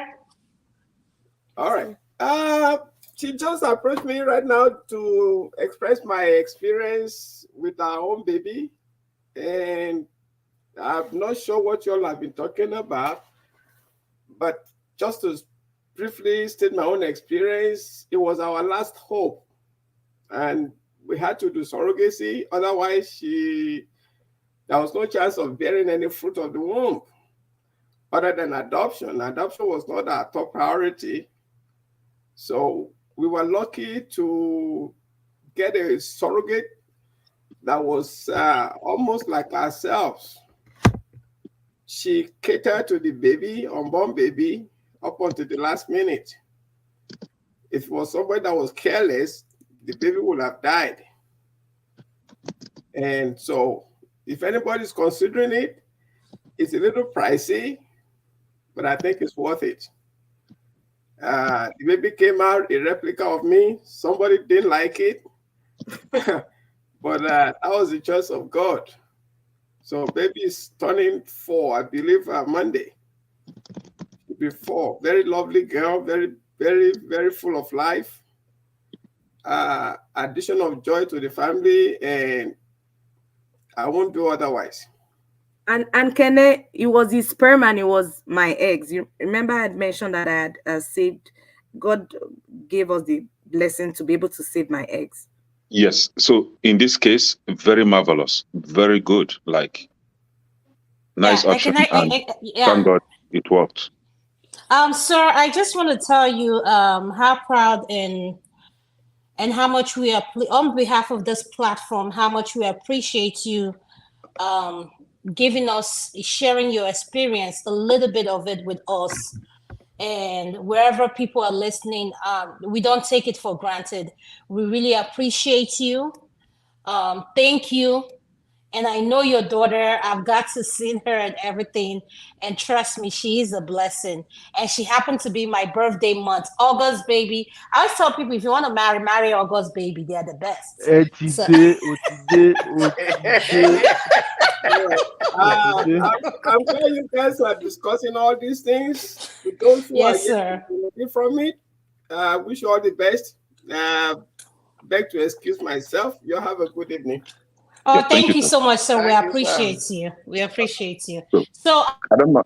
I think I understand the scope of your question, but the thing is, yeah, yes, if she gives the approval of having maybe a second wife or somebody, but the thing is, the child is mine, and I wouldn't want my child to be in a different house and then be visiting his father's house. Why would my child be visiting my house when he's the owner, is part of the house? He should live with me. We're one big family, right? I think my first wife should accommodate having the other one in the same house. I think it's now in that point. At that point, it will be my responsibility now to find a way to making sure that there is peace in the house. Else, it will turn out to be hellfire. So, I think I think I have to work hard to make sure easier there is said peace. it is easier said than done. Blackstone, please, So can I ask Yeah, I know it's Tope easier. a I know question? it's easier. That is why we don't really pray for this kind of situation, because yeah. it's a tough one, man. It's a tough one. Can I ask Tope a question, please? yes, you can go ahead. Okay, Tope, if now, I want to be realistic with you. If now what you did the last 4 years did not work, will you permit your man to get a child outside? Yes or no? Just I want to hear from you. This is a personal thing. Yes, Mm. I won't mind, but I won't I will explore. I will explore adoption. I will explore. I'll explore an egg don. I'll explore an egg donor. Yeah, two Oh, different things. Going outside means you're telling him to go and start, having a relationship with a woman. I can get an egg donor. I can get an egg donor and then we'll still use the sperm if I had an issue. So he doesn't have to okay. go outside and have a relationship. Having a relationship is different. No, no, because of one thing is that listening to Ekene said that if the woman was the problem, that when you know that he can be a good striker, why can't he strike on Okay. his own? Trump, let me make it clear here, right? See, Okay. I'm of the belief that okay, there is this Igbo tradition or belief that it's called affirmation, right? I coincidentally I strongly believe in that. Affirmation means my name. Who is We good not in lost. it as well? Yeah, My my name name we is not not lost. lost. Yes. So if it is half, is if the problem is from her and I'm good to go, honestly, the option of egg to donate SP and all that, right? No, no, no, no, no. I must have it with my own. I'm just being honest here, but I'm Okay, just okay, have let me it say with my something. own. Okay, let me say If she something here. refuses Right. vehemently, I will go behind her, shoot it Can, somewhere, keep it. She will not know. Okay, can the I, Blackstone, can I, before you say, go okay, ahead, the Blackstone, can you speak for a few minutes? Then we need to bring in okay, electricity to comments. Thank you. all right. Because what I'm trying to say here, that if the issue like what Tokme did, it can be done. If you fail once, can try again, right? It doesn't mean that if you fail once, you cannot try again. Because first and foremost, the test, the carrier have to go through medical test to make sure that that person is fertile, is highly fertile, can be both have a high fertility rate, and can be able to carry and fertilize that eggs. You understand me? So it's not a matter of maybe if you fail one, we do it again. No, you can do it again because it's a contract. You understand me? So you can do it again and what and like many people do IVF more than 1, 2, 3, 4 times. I know somebody in Lagos now, though the husband is a millionaire and everything. She has spent more than 30 million naira on IVF, but it has not been successful. Right. Okay, can you wait? Can you wait on before anybody says anything? There is something I've seen on the comment section, and I Right. just want to let the people in the comment section be aware of this. The issue we are discussing is a very sensitive topic, and this is regarding to someone named Soji Adamo or whatever your last name is. Sir, please, I would love you to respect everybody's opinion on this platform. You do not have to write on the chat. This is a verbal warning. If you don't stop, you're going to be banned. So I'm telling you, you need to be respectful. It's either you eject yourself or you will be banned. Thank you. Can we continue? Okay, so this family has spent almost 30 million on IVF several times, but has failed, right? So you don't give up when you fail once. You try again and again and again. So that is for me that is I think that should be the process. If the person that have agreed to be the carrier and first one failed, it can try again, right? And I believe that the second one can be successful. So I think that's even the best. Anyway, for me, that's what I think, because definitely the egg and the sperm comes from the two couples who are involved in it. The other person is just only a carrier. So Yes, yeah, that for I me is think the that is best. equally good. Okay, so Thank you. Ekene, before you answer, could we have electricity talk? And electricity, I know you heard what Ekene was saying. Ekene was kind of pushing back and said, if it was his fault and he was not able to produce, and the wife is not the wife's fault. He's open to adoption if that's what she wants. And if it was the woman's fault and he's able to produce, he would like to go make like have another woman outside, have his children, and then possibly bring her to the family, maybe as a second wife, if the wife approve. So that's what we're discussing. Thank you. Yeah, thank you very much. I heard everything Kenneth said, and if I say I wasn't taken aback by Kenneth's arguments, I would be lying.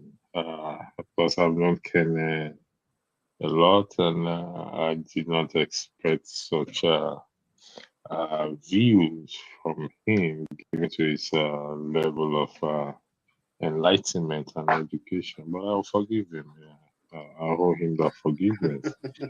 Yeah, but Kenneth, we have to be reasonable here. They say what is good for the goose is also good for the gander. I hope that is not the case. I hope you say you are not playing the devil's advocate. Initially, I thought you were playing the devil's advocate. But put yourself in the shoe of the woman. You are now the woman, and you are hearing this same thing you say from your partner. That's a question to you. How would you feel, Kenneth? Please, I need you to answer that question if you don't mind. Okay.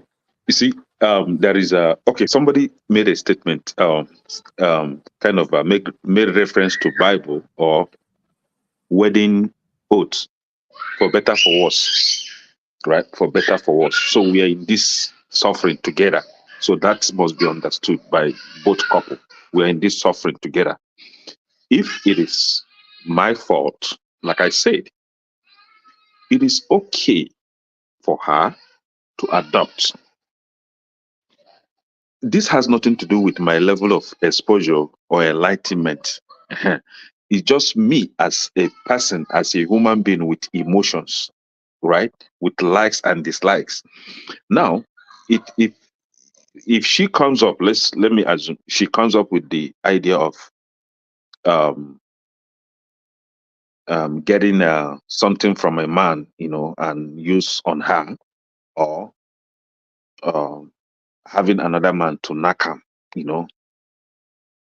I would not be pleased with that. Mm-mm. But if she comes with, or if you, Ekene, must you describe it like that? Must you, Ekene, must you describe it like children that? are here now. Children are here. So if she comes up with the idea of adoption, that is okay. It's fine, right? But if it flips on the other side and it happens to be her fault, right? And she comes up with the idea of adoption, which is not bad as well. But personally, I will not be okay with that.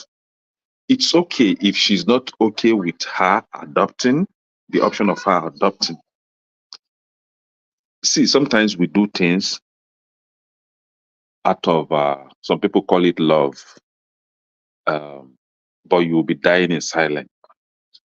So at that point, we need to, like Adama or Tope, your voice kind of sound alike, suggested that it's time to renegotiate the relationship or something, which would be very, very hurtful, because not being able to conceive shouldn't be a problem between, shouldn't end the relationship or the marriage. Right, But personally, as an Igbo man, as an African man, as someone that have something that, see, Afamefuna is very deep with me. So I don't think, yeah. Thank you very much for your honesty. Please, what's the meaning of Afamefuna? I know it's a name. Oh goodness! That means his name is not lost. That means Yeah. that means his name is not lost. You have to have his lineage did not lost. Yeah, my His lineage did should not not be lost. closed. Yes. But when your stuff is not working, your name can lose, right?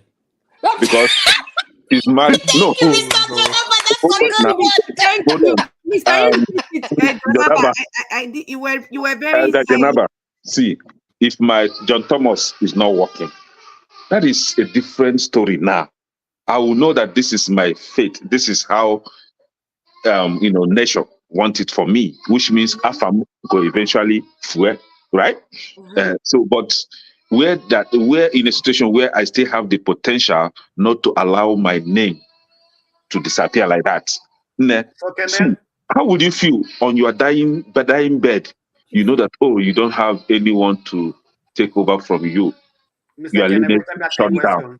How It's will you sad feel? that Mr. Kenneth, Adama, but wait, Kene is really if is all your It's children, reality. being It's real. so Oh, it's sad. being real. Oh. what do Let you us be honest. Oh. Yeah, wait? let us be honest. If all your children are females, what will you do?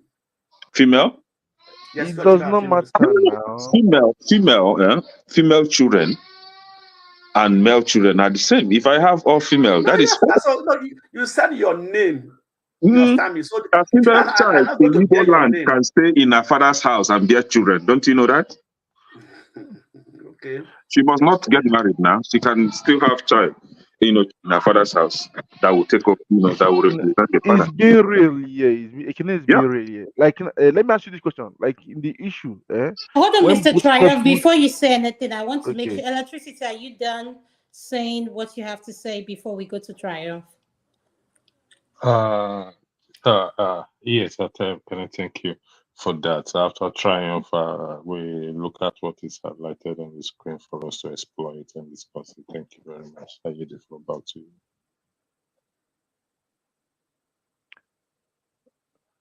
hello, can I say something?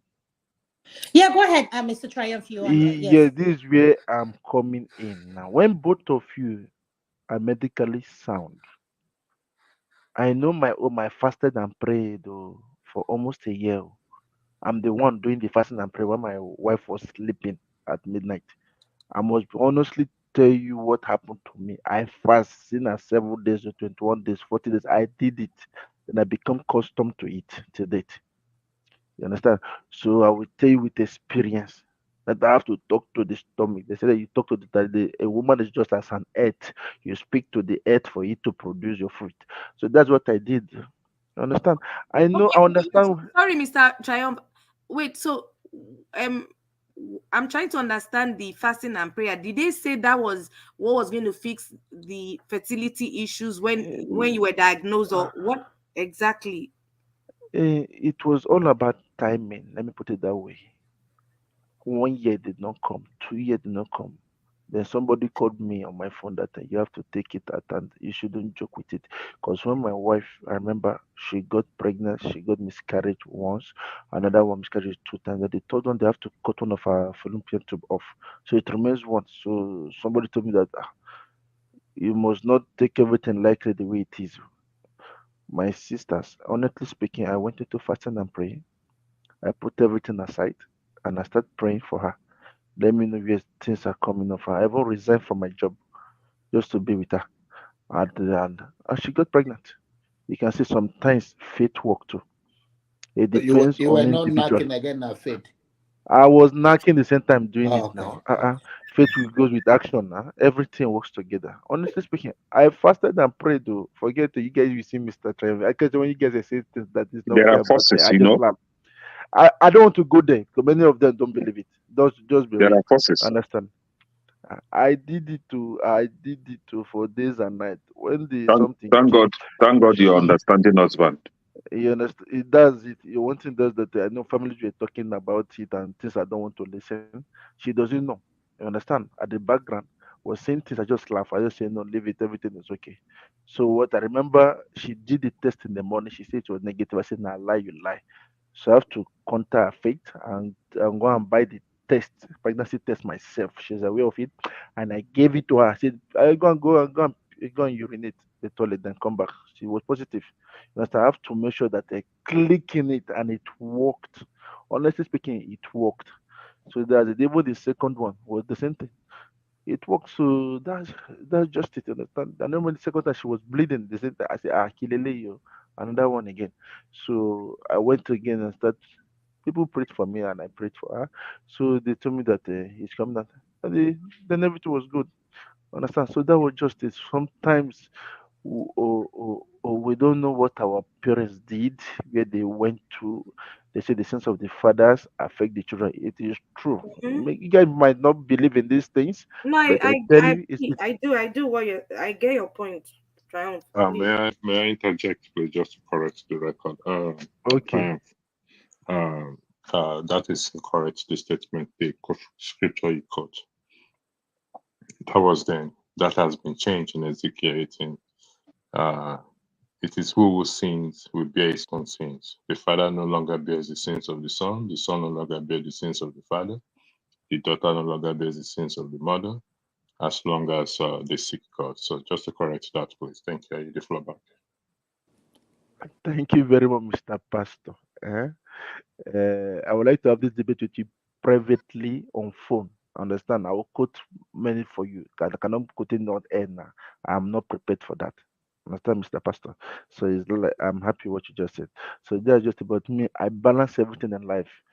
Everything is always all about balance. You understand? Well, physically, spiritually, I balanced it. So I still believe in it. There is a force greater than the one you live today. So that's just it. eh. I know where I go to, and sometimes I just keep quiet when I listen to You people's brush your again. when I listen to people's story. It You brush touches. your You again. understand? Hey, can you please mute yourself, please? When I listened to my sister talk, about, I was crying at the background. I'm a man so You are emotional. a liar, Tayo, if you do not cry. This elderly man.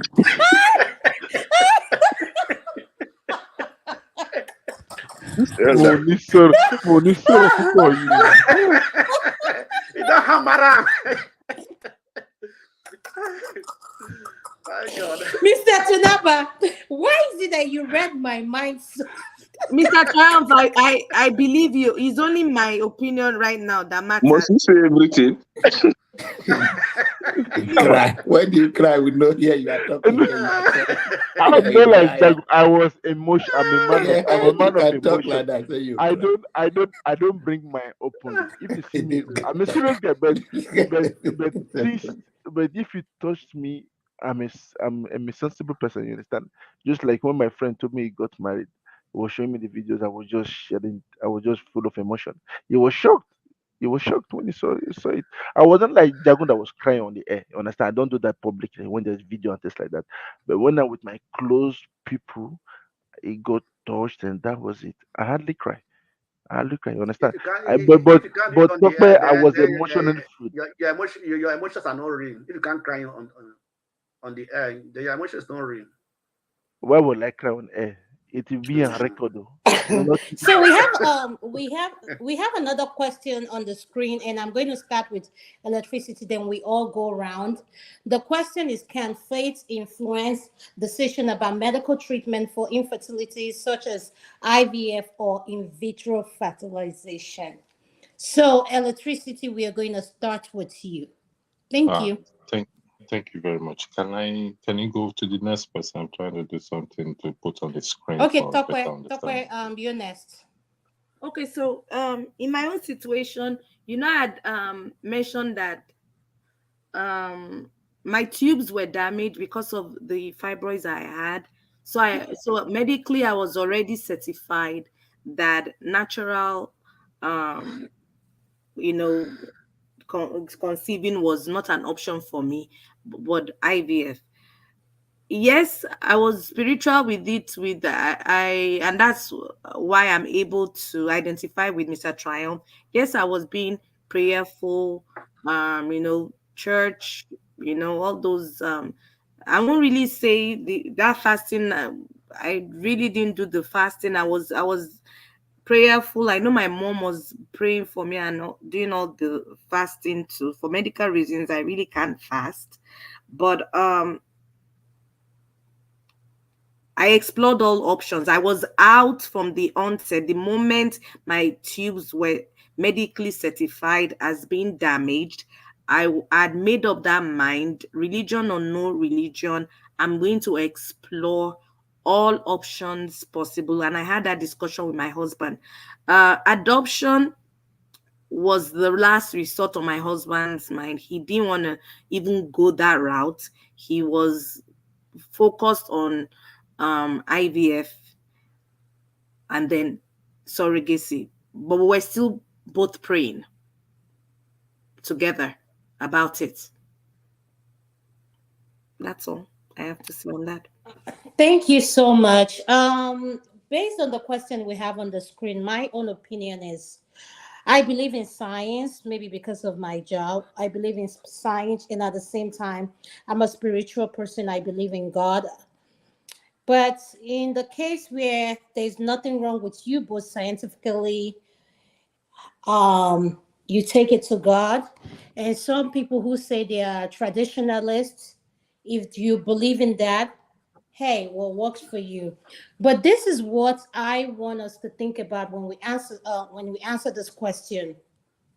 The lengths our people go.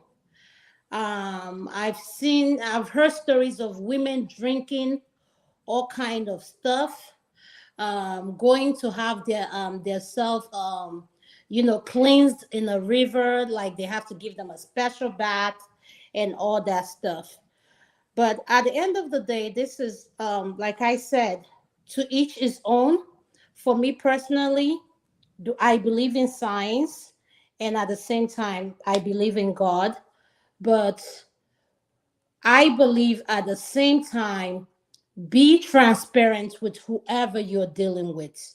When I say transparent, be open about whatever you're going through medically with whoever you want to get married to.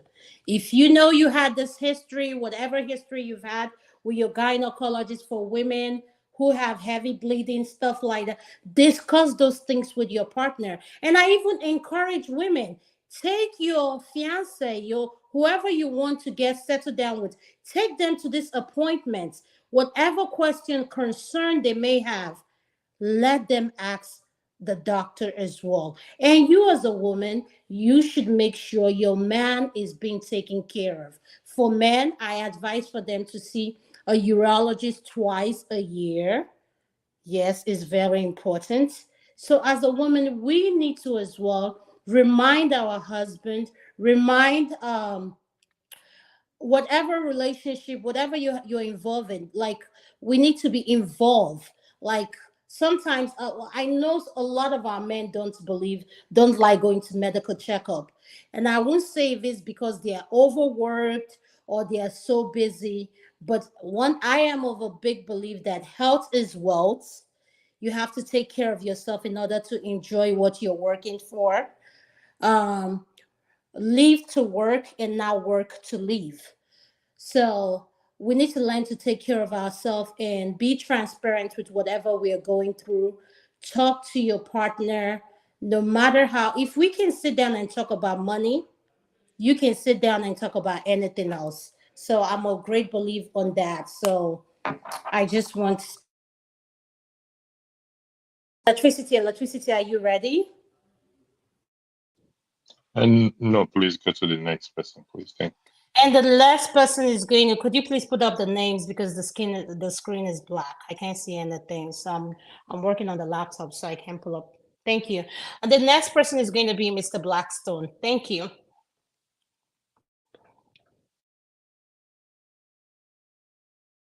Mr. Blackstone, are you there? Yeah, I'm here. All right. Thank you, sir. Okay, thank you, Emma. Yeah, I do believe that faith works actually, right? And it depends on the level of your faith. For example, I have seen people who were certified by the doctor that they can have an issue, and they believe and we're praying, and to the surprise of the doctor, they got pregnant, and some of them were told we had to abort the child because of for one reason or the other. They keep on believing, and at the end of the day, they have a normal child. I know somebody here who had that problem. She had I don't know the name of the issue she had. She had a sickness, and because of that, she just had normally miscarriages and everything. It come to a point I said, I'm not going to. They do remove the baby, said you can have this baby. And the last one said, I can't remove this baby. I will keep it, and so on and so forth. She believed, and then her faith saw her through. And when she put to bed, right, that sickness was also healed, right? And that woman today, I think, she had about 4 or 5 children. So, these things, it depends on the faith of the individual, right? Depend on the faith on the individual. But there are some, God work we say God work in a miraculous way. So we cannot actually tell. But one thing I believe that your faith in God or your relationship with God matters a lot. The level of your relationship with God matters a lot. And I think that medically, God is also God is also involved in medicine, in medical aspect, right? So I remember the miracle of Jesus Christ when he spat on the ground, rubbed it, and gave it and used to touch the blind man's eye. And the blind man said, "Go and wash," and then the man received his sight, So I think that's also a part of medical treatment, actually, right? So in everything with God, it depends on the level of your relationship with God, right? And if you have a very good relationship with God, a deeper relationship with God, God can turn anything around for you. Medically, it might be impossible, but in God, nothing is impossible. So it can be possible depending on your relationship with God. And that also determines your faith that you have. And as the Bible says in the book of, if you believe and you do not doubt, you can let that mountain move and it will be moved. That's what it is. So I believe in the Bible, I believe in faith, and I believe that God can do anything for any person who has a deeper relationship with God and have an undoubtable faith in God. Thank you so much. I really appreciate you. Mr. John Abba, you're going to be next. Thank you once again for giving us the opportunity to talk about.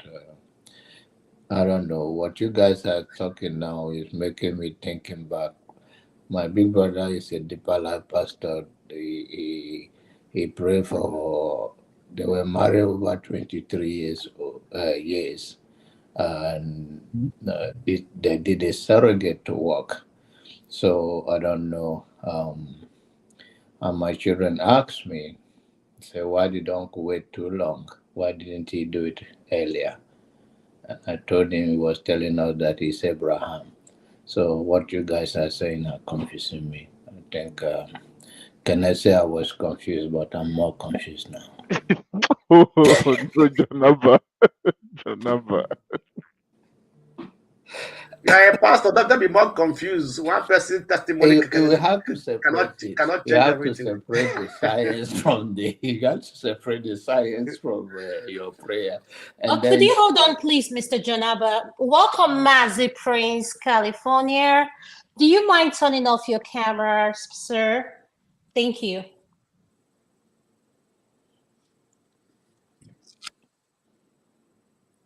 He doesn't hear English, speaks Spanish. He lives in California. No, he can hear me. Mazi Prince, I think you're frozen. Are you frozen? Okay. There's no network in California. There's no network in California. No. California. America. America. Okay. So, I mean, the person that started the whole confusion talk is Blackstone. He say if you have a good relationship with God. I just started the confusion. It's just it's whatever. It's what I've seen people and I know people who have gone through it. Yeah, so you are telling me now my big brother is the pastor of the palace. He's even the it doesn't matter what church he belongs to. Actually, it depends on his faith. It doesn't need to belong to any I will church. tell him that the brother came to this show and he's telling me that I think he needs to go. His faith was too small. His faith was smaller than the mustard seed. No, it's okay. Nobody is righteous because of. I told you guys to talk to this guy in Spanish. He will not hear English.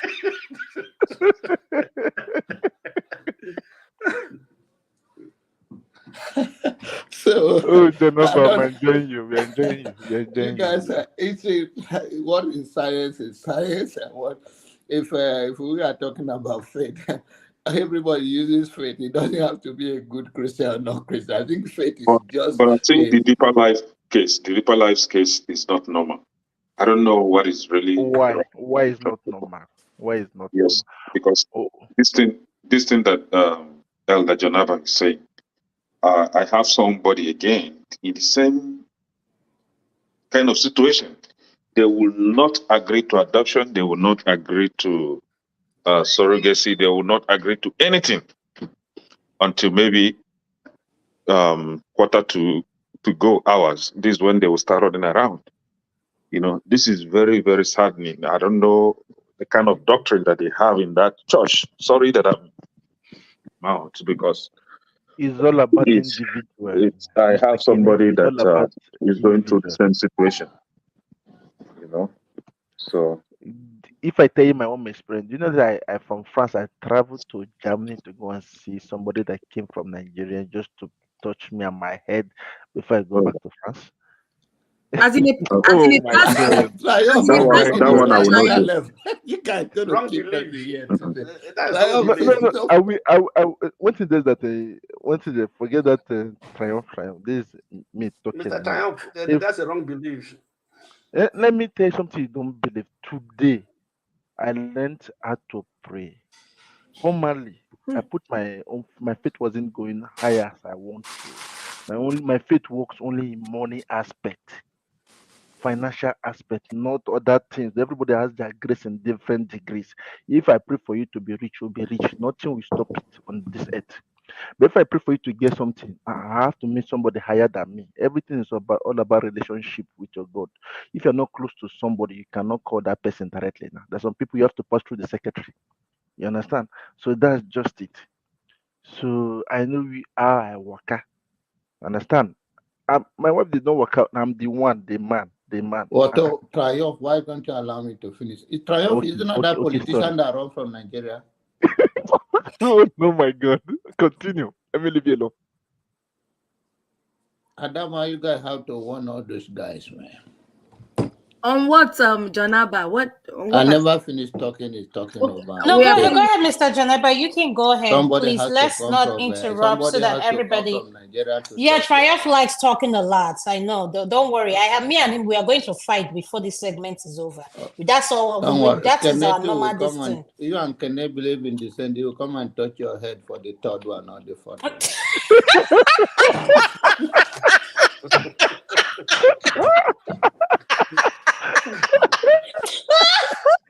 Oh my God. Okay, we won't go to that, but All go right. ahead. Oh, All You right. can finish. That's it. Thank you, guys. I think faith is whatever you make out of it. I don't want to miss the same thing. I think I'm not. I believe everybody faith, whatever you believe in, work for you. That's what I believe in faith issue, and I think whatever make you comfortable is prayer. I think I always tell people life will be so much too much for you if you don't believe in something bigger than yourself. And sometimes it's when we are in situation where we know that we have tried humanly possible, then we look up to something bigger than ourselves. But then science is nothing wrong in trying. Like I said, my daughter asked me, why did uncle wait for this long if he know this is the way to go? So what am I trying to say? Seek early help and get it done with if you need to. God is God of science too. Thank you all. Jonaba, I want to push back in regards to your, is it your cousin, or was it, did you say your My big uncle? brother. Your big brother. It's, to be candid, for someone that's gone through this, it's hard.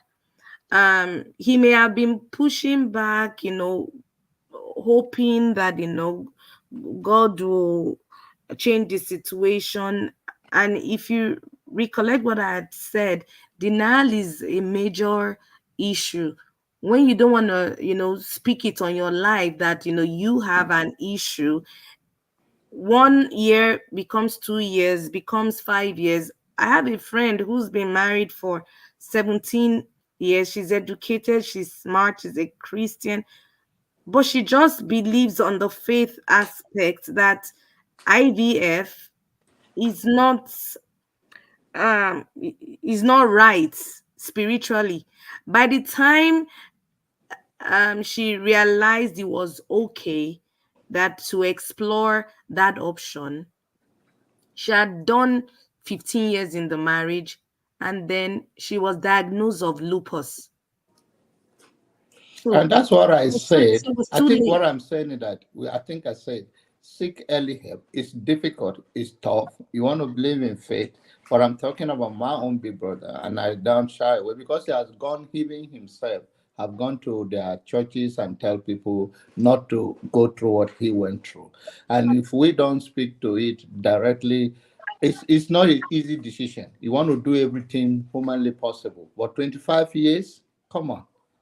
Want to be like my big brother? Are you 25 years before you make your own? No, you need to be Okay. realistic. I agree with you, Janaba. Yeah. That is true. Yeah. Yeah. My big brother wait for 25 years. So that is too much Yeah. years to wait. Yeah, Jonathan, sometimes there are some decisions that are very difficult to take. There are some Yeah. And it's decisions. and the It's very earlier we difficult. accept some certain things, Yeah, the yes, easier it that's get. right. I used to when I was into I live in New York for years. I live in Staten Island to be direct for years. And I used to go to my barber. I know I was losing my hair. And the barber told me, say, the earlier you accept that you're going to lose your hair and use razor to crepe it, it's better you accept that. If you be coming here every week, I'll be taking your money, but accept it. Because I was struggling with the bald head. But today I'm the most successful man alive. I mean, the Oh, earlier,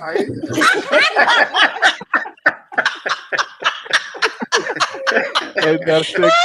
It's not called elder sexy. Yeah, it's going to be called elder sexy.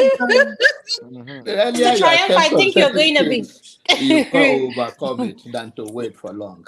But I understand that it's not an easy decision. Yeah. But at least if you have people around us and we accept it, we especially like talk when I have a very good support of our husband. It's a good thing we're speaking not because of her only. Like I give the testimony of my big brother because he allows, he say it in Mm-hmm. publicly, and that's why I'm able to speak to it. It's my private and family life. But he also said that. And when my daughter asked me, and this my daughter is standing by me now. I said, why did uncle wait for this long? And then I said, ask uncle. And then he admitted that that was too long, and people should find early solution to it. It's just like you say, check up.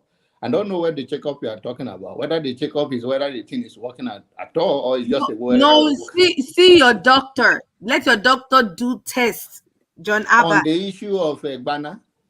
Yes, to Yes, see yeah. whether No, it's no, no. Oh, Hold on. okay. to see if it's Let me working answer well. that. No, no, Tope, let me answer that. Yes, Mr. Janaba, when I say a test, Yeah, yes, you okay. need to go see your urologist. That's what It's their not for me. specialty We on are your talking Ghana. to other Yes. people, not for me No, again. you asked the question now. My own is working. I'm I giving you already. this. Are you sure, Mr. Jonaba? Eh? Now Don't you mother matter my to. children. I'm not sure. Mr. Triumph, you're All next. right, thank you all. I'll take a walk Thank you. and join you guys again. All right, no problem. No. Thank Thank you. you. Mr. Thank Thank you, you. Triumph, John you're Abba. next. Yes. I'm enjoying Elder Sexy. Understand now? They call him Elder now. He added sexy on it. The sexiest man in New York City. We No, salute him. he's in Houston. Triumph. In Houston now, he said that when he was in New York. It's when he was in New York. Mm, okay. One thing there that I believe in my God, though. You understand? I believe in God.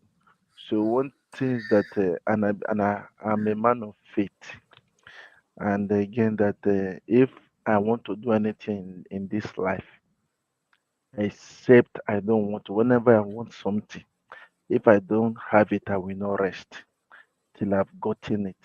So it's all about individual and determination. Is one thing that can some people bear the pain, the timeline. You understand? So that's it. Even I remember the mother of my uncle's baby did IVF of 2 or 3 times, but Then she left her man, then came to my uncle. They just tried it. Bam! My uncle strike well. You can see. So one thing there's also it can be the problem of the man, problem of the sperm also or the egg. But one thing that is always is all about individual. And I know I'm talking with experience. I use myself what I don't know, I don't say it to I don't go into it, you understand? But it is touching. It is touching when you be like when I see couples in a meeting, others making fun of them. I remember myself those years behind. Understand? It's not easy when they tell you, you don't know how to do it. They'll be laughing, saying it. You to be pretending laughing, but inside you, it is paining you. You are crying. When I sometimes when you come back home, you cry inside your bedroom, taking your bath at the same time. But you just pretend as if you have to show that you are the one in charge. But it's not that easy. It's not that easy. But one thing just I used to tell people is when you just have a very good partner, moment you have a good partner, every no matter what comes in on out, your partner will be your umbrella. I have to be precise, and my partner is a woman because here in Europe, when you say partner, maybe you don't want to say that you're going with the same. Understand? My own partner is a woman, so that's it. So some people they hide that word partner because they don't want to disclose what what they what they got married to. You understand? So that's it. So one thing is that we hope and I wish people that are listening well not to be a victim because it's not easy when you because one thing is that when you see your woman complaining, carrying an people's baby, hoping that her own will come, because every woman wants to carry her own baby. It's not easy. Yep. Yeah, I understand that when you're talking, every woman wants to carry her own baby. So one thing is that I sometimes I just look. That's why I'm the one that did that extra mile for her.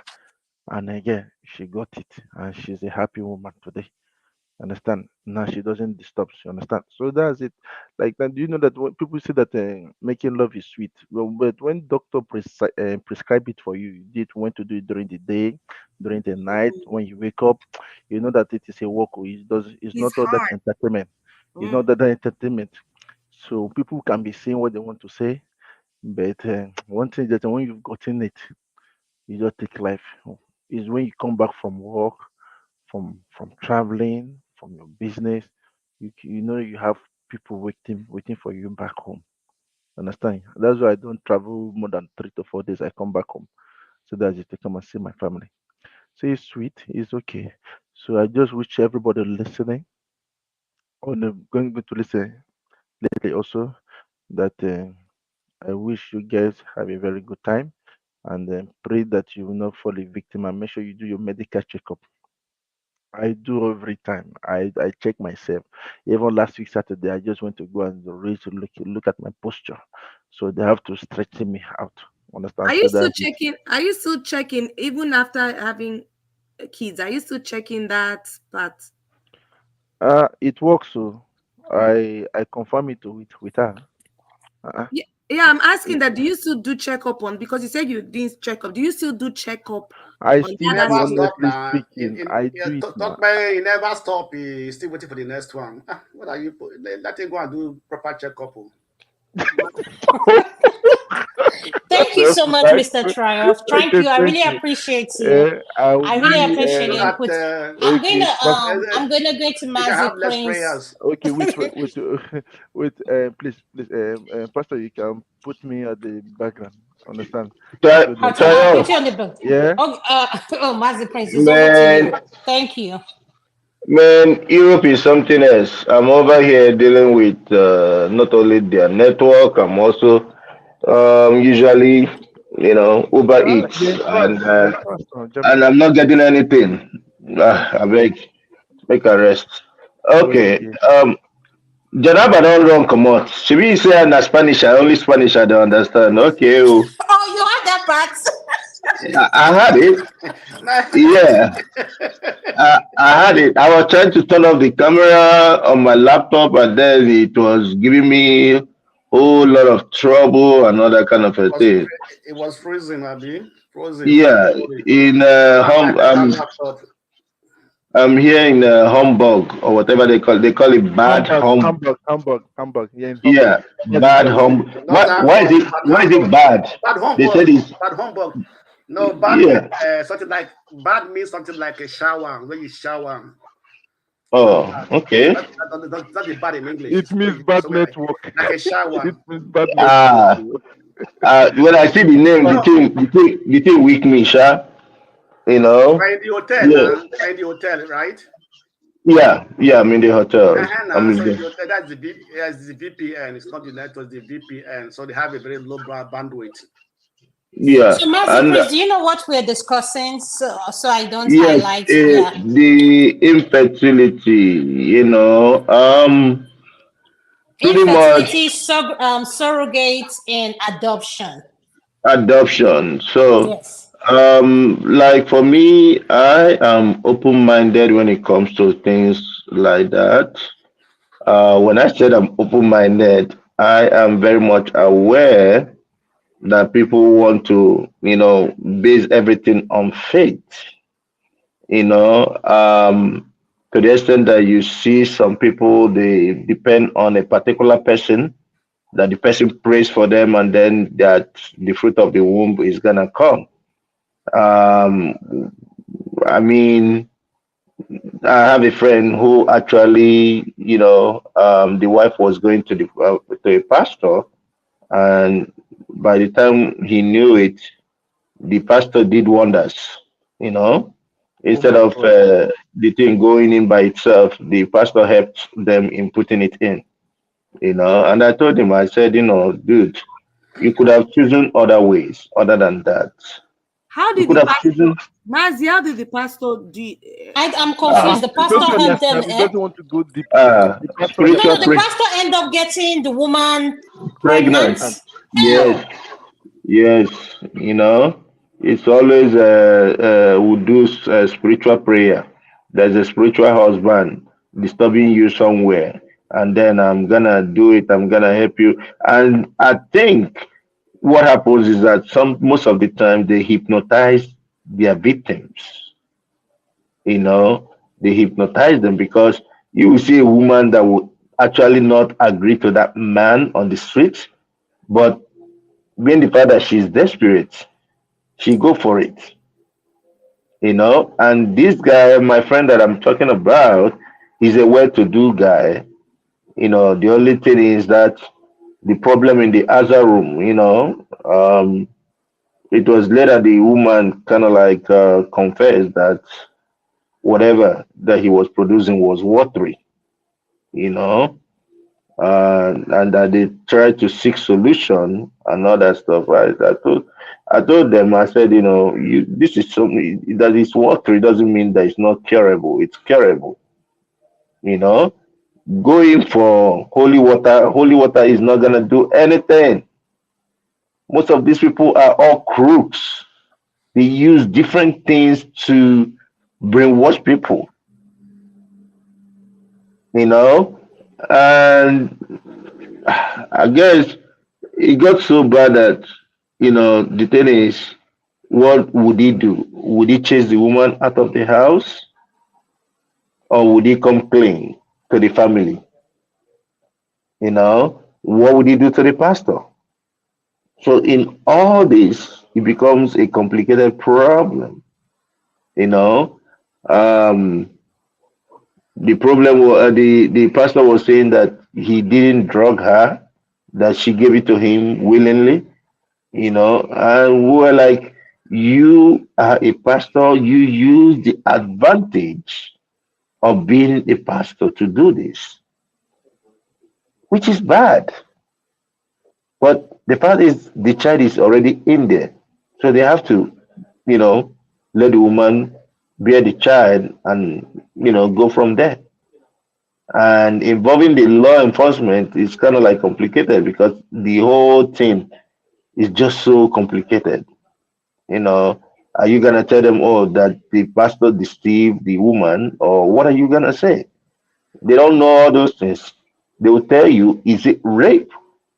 Are you charging this person for rape?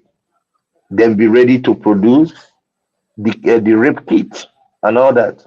But if it's not, then you deal with it. It goes on. When the child is born, later on, probably you want to put it as we want to put a child support on the pastor. It's up to you, you know. But in all, I would always tell people, please go for medical checkup. Go for medical checkup for Christ's sake. Eh? After all, when we talk about Jesus, Jesus was tempted after he fasted. To the extent that the Satan came and told him to jump from the mountain or whatever it is, that God will send the angels to kind of protect him. Well, what did he say? He said, "You do not tempt your God, your God." You don't do that. And a series of other temptation that he brought forward to him. Why am I saying this? When some people believe in that prayer is what is gonna cure their problem, no. Put in the work. If you are not good in the other room, sorry, it's not gonna happen. No miracle. No miracle is gonna do that. Except you want pastor to sleep with your wife or somebody else to sleep with your wife and then come back and they will tell you, oh, that's your baby. You know. IVF, I will always think my brother-in-law, at some point we had to encourage him to do it, and he did it. You know, he did it. They got twins, you know, and all that. So there is a reason why all these things are there. Science is to complement your faith. It's not there to complicate it. No, it's not there to complicate it. But when you believe in the all those pastors and all that stuff, I'll bet you, in as much as I don't want to call any pastor's name, there is a certain pastor in Warri right now that's being dragged by a blogger, you know, for saying or producing water and saying it's a healing water. And the part is NAFDAC. What is NAFDAC doing? Was it tested? And people will be buying. And if anybody say anything, they will say, "Oh, you are against Christianity." No, that is Christianity of insanity, because they are ripping people off, and it's the poor people that go there that give them all, probably their savings, all for miracle, for one miracle or the other. And the pastor knows very well that what he is selling, it's not right. They know, but they want to enrich themselves. Did Jesus sell a miracle water? Did Jesus sell a miracle soap? People need to wake up. Thank you for now. Thank you, Mazi, for May I come in? Is it possible I say something? Would you wait after Mr. Steph, then you speak? Let's All right. Mr. Steph go next. Thank you. Mr. Steph. Hello, dear. Good evening. Thanks for coming, Mr. Steph. Did you get the topic? Yes. I've been listening before I joined. I think this is an interesting topic, and I hope it encourages some people that are listening, because there is no judgment. There are some situations anyway that we human beings find themselves in as a result of no fault of their own. And this topic actually falls into one of those aspects of life. Um, Unfortunately, like some of our speakers have said, some people have decided to take undue advantage of some people that have such problems, which is very, very condemnable. Um, I think this one is actually something that anybody can relate with, because if you don't have the problem yourself, you could have a friend that have the problem, or you could have a family member that have the problem. You know. I don't know. Am I audible? Yes, we can hear you. Yeah. Because I actually have a case that is very, very close to me, and that is my elder sister. You know, just like what John Harper said, these ones waited for it's more than 25 years. Just last year that they finally had a child. And one thing I want to say, respond to what John Harper was saying, was that it's not usually an easy decision to make. You know, these are people that believed so much that the miracle is going to happen the next month. You know, it's going to happen the next year. And before you know it, 1 year later, 2 years, 2 years later, 10 years, 10 years later, 20 years, and counting. And like every other person, nothing else you tell them, no counsel. After much counseling, they will tell you, okay, yeah, what you said is true. We're going to think about it. But yet, their mind is still made up on what their mind has made up on until it took them forever. Um, Personally, I believe that there are so many ways one can, you know, father a child or mother a child. There is no, it mustn't be one single path that should lead to it. And nobody should feel bad if you can't have it the way your neighbor or your brother or your sister had their own. All children are gifts from God. It's just a privilege that we are given to have somebody that calls us daddy or mommy. You know, most times, even children that are not your own biological children could take care of you better than the ones you call your own children. So, what then are we really worried about? You know, whether you adopted the child or you did it through IVF or you had it through CS or whichever way you had it, they are all children that comes from God, and nobody should feel bad or make anybody to feel become judgmental to somebody else or something like that. It doesn't really. It's not what. It's not. It's not proper. It's not proper. I believe that God can do all things, and that is what some unscrupulous elements they have using to take advantage of so many people. God can do all things, yes, but that does not mean that God will do all things, and that's the difference. But people don't get it, and that leads to desperation. And whenever people are desperate about something, they can go to any extent. You know, God can do all things. That is true. But I still repeat that that does not mean that God will do all things. So people should learn how to use their common sense when it matters most. Thank you.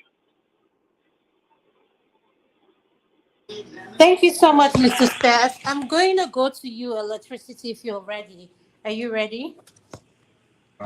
Yes, please. I'm ready. I'm listening to everyone. I'm gonna address the argument that Marcy Prince made in terms of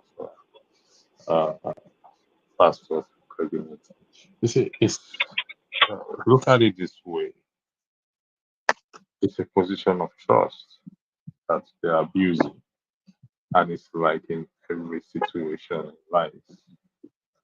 Yes, they are picked out because they kind of claim to be representing God. So theirs is kind of more on the high side there. But as somebody said, they, they are dressed as man of God, meaning that there's a man in front of their name before God. So uh, they are subject to fall. So my point is this: they abuse position of trust like every other person, like our politicians, like our lawmakers, or whoever, even like some of our employers and employees, even friendship abusing position of of trust, and that usually have a devastating effect. The pastor you are referring to is Jeremiah 51. It's no secret. Anything that entered YouTube, I don't think you should withhold mentioning the person's name. His name is Jeremiah 15. I don't know him personally, but I know where his church is. Just after the F1 about breach. So I know. So he's a controversial human being. I know that. So it's not a new thing. You see, there is what I always call thin line between faith and stupidity. What do I mean by that? What some of us consider as faith is actually an act of stupidity. And for us to be able to come to that point to identify that, then we have to know the literature book called the Bible that we are reading. And that is why we also have these issues of problems for people not being able to running from pillar to pole, searching for what is not lost. Uh, I I don't agree with people who says that IVF is against faith. There is no scriptural evidence to support that. No scriptural evidence. It's all man-made stories. So when we put out message there, we have to be extra careful as to what message we put out there. I mean, we're going to have this conversation in private, not in the public anymore. In that, you can't hold yourself on a high standard and hold your partner on a lower standard, or hold down a higher standard. No, it's like I stated earlier, if we the men can stand up for them, it will go a long way in that regard. So I hope you have a change of mind, because a lot of people have heard you, and I appreciate you being who you are. But that position needs to be checked all over again. I'm not advising you, I'm just making my own argument in this regard. So rather than people running from pillar to pole, they can exploit surrogacy and adoption. I'm a big fan of adoption. You are giving somebody hope. You are giving a child a home. You are giving a child uh, everything the child couldn't have. I'm a big fan of adoption. So I think it's something we should explore. People searching for fruit of the womb can explore. Yes, every woman wants to carry their own baby. But what if it doesn't happen? What do you do? Why don't you give somebody a child a home, a place to stay, love, everything? That is my position. Thank you very much. I yield the floor back. Thank you. I wanted to say thank you to all our wonderful panelists for engaging in this topic. And I was going to open it up. If anybody has any question for Tokwe, she's willing to take questions. And if there's anything else we want to discuss regarding the topic, the floor is open. So this is a free floor now. Thank you.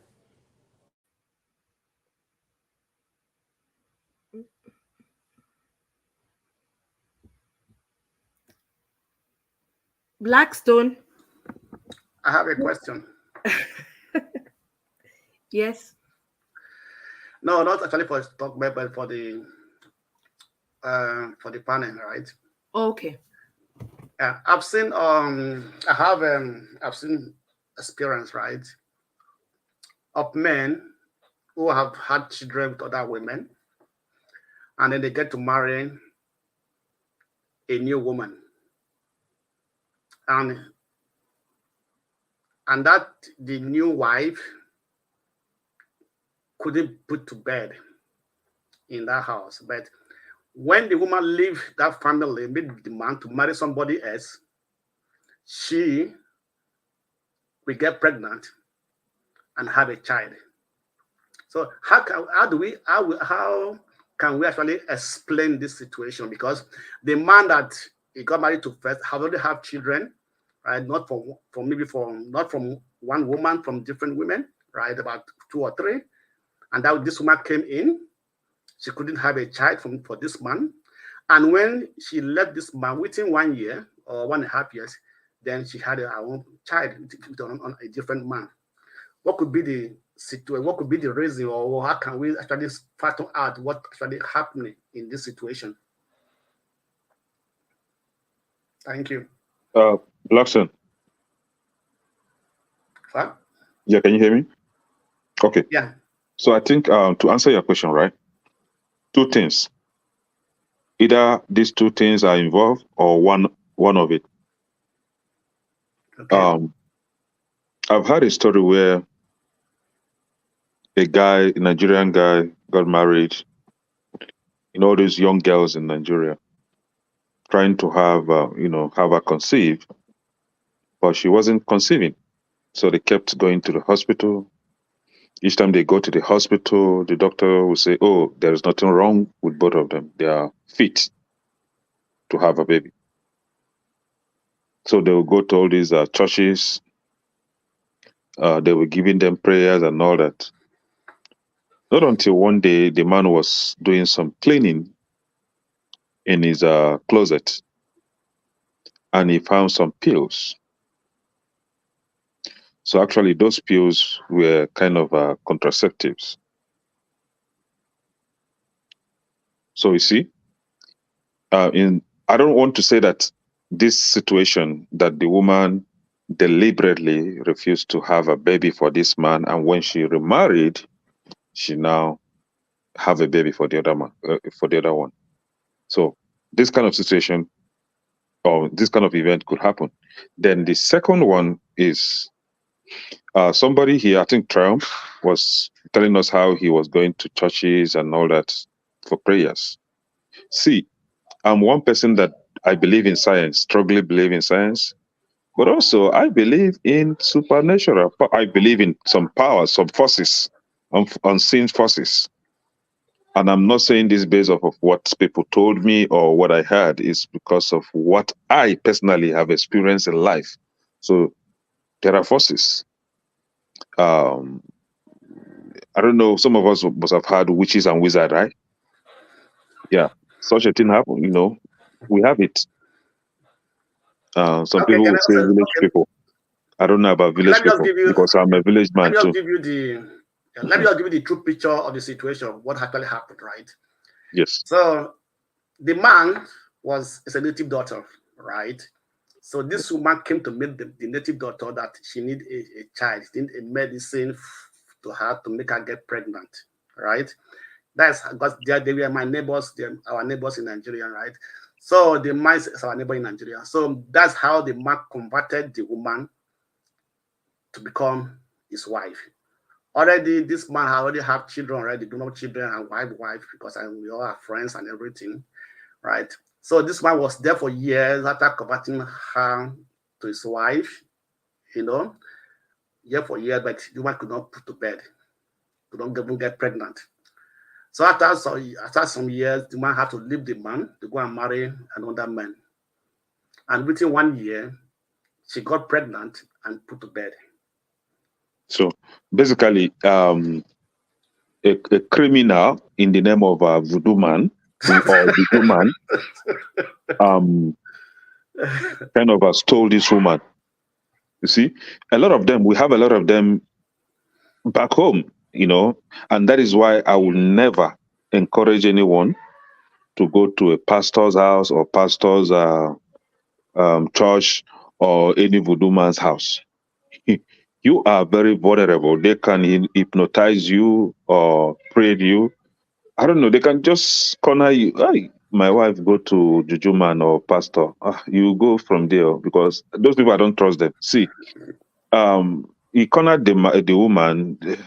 Maybe it's the woman's God that is fighting for her not to have anything to do with this man, because having a baby with someone, one way or the other, you've entangled with this person for life.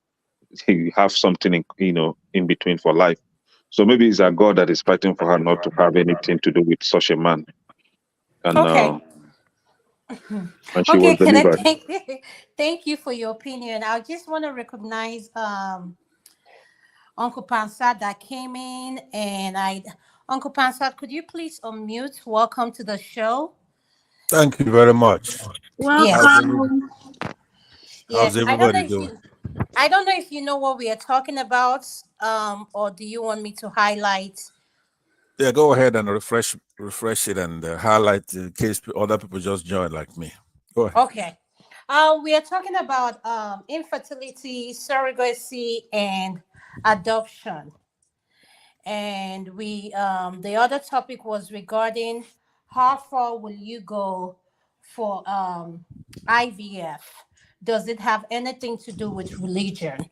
So that's what we're talking about. Thank you, sir. Thank you very much. Well, it's a truth. By the way, hello to everybody who's on the panel and those who are listening to this panel. A lot of these type of discussions obviously have to do with liberty, personal choices, and then regulated by law in a civilized country, right? But I believe you're putting this set in Nigeria. Is that the case, or is this just surrogacy and adoption worldwide? Is it based on Nigeria itself?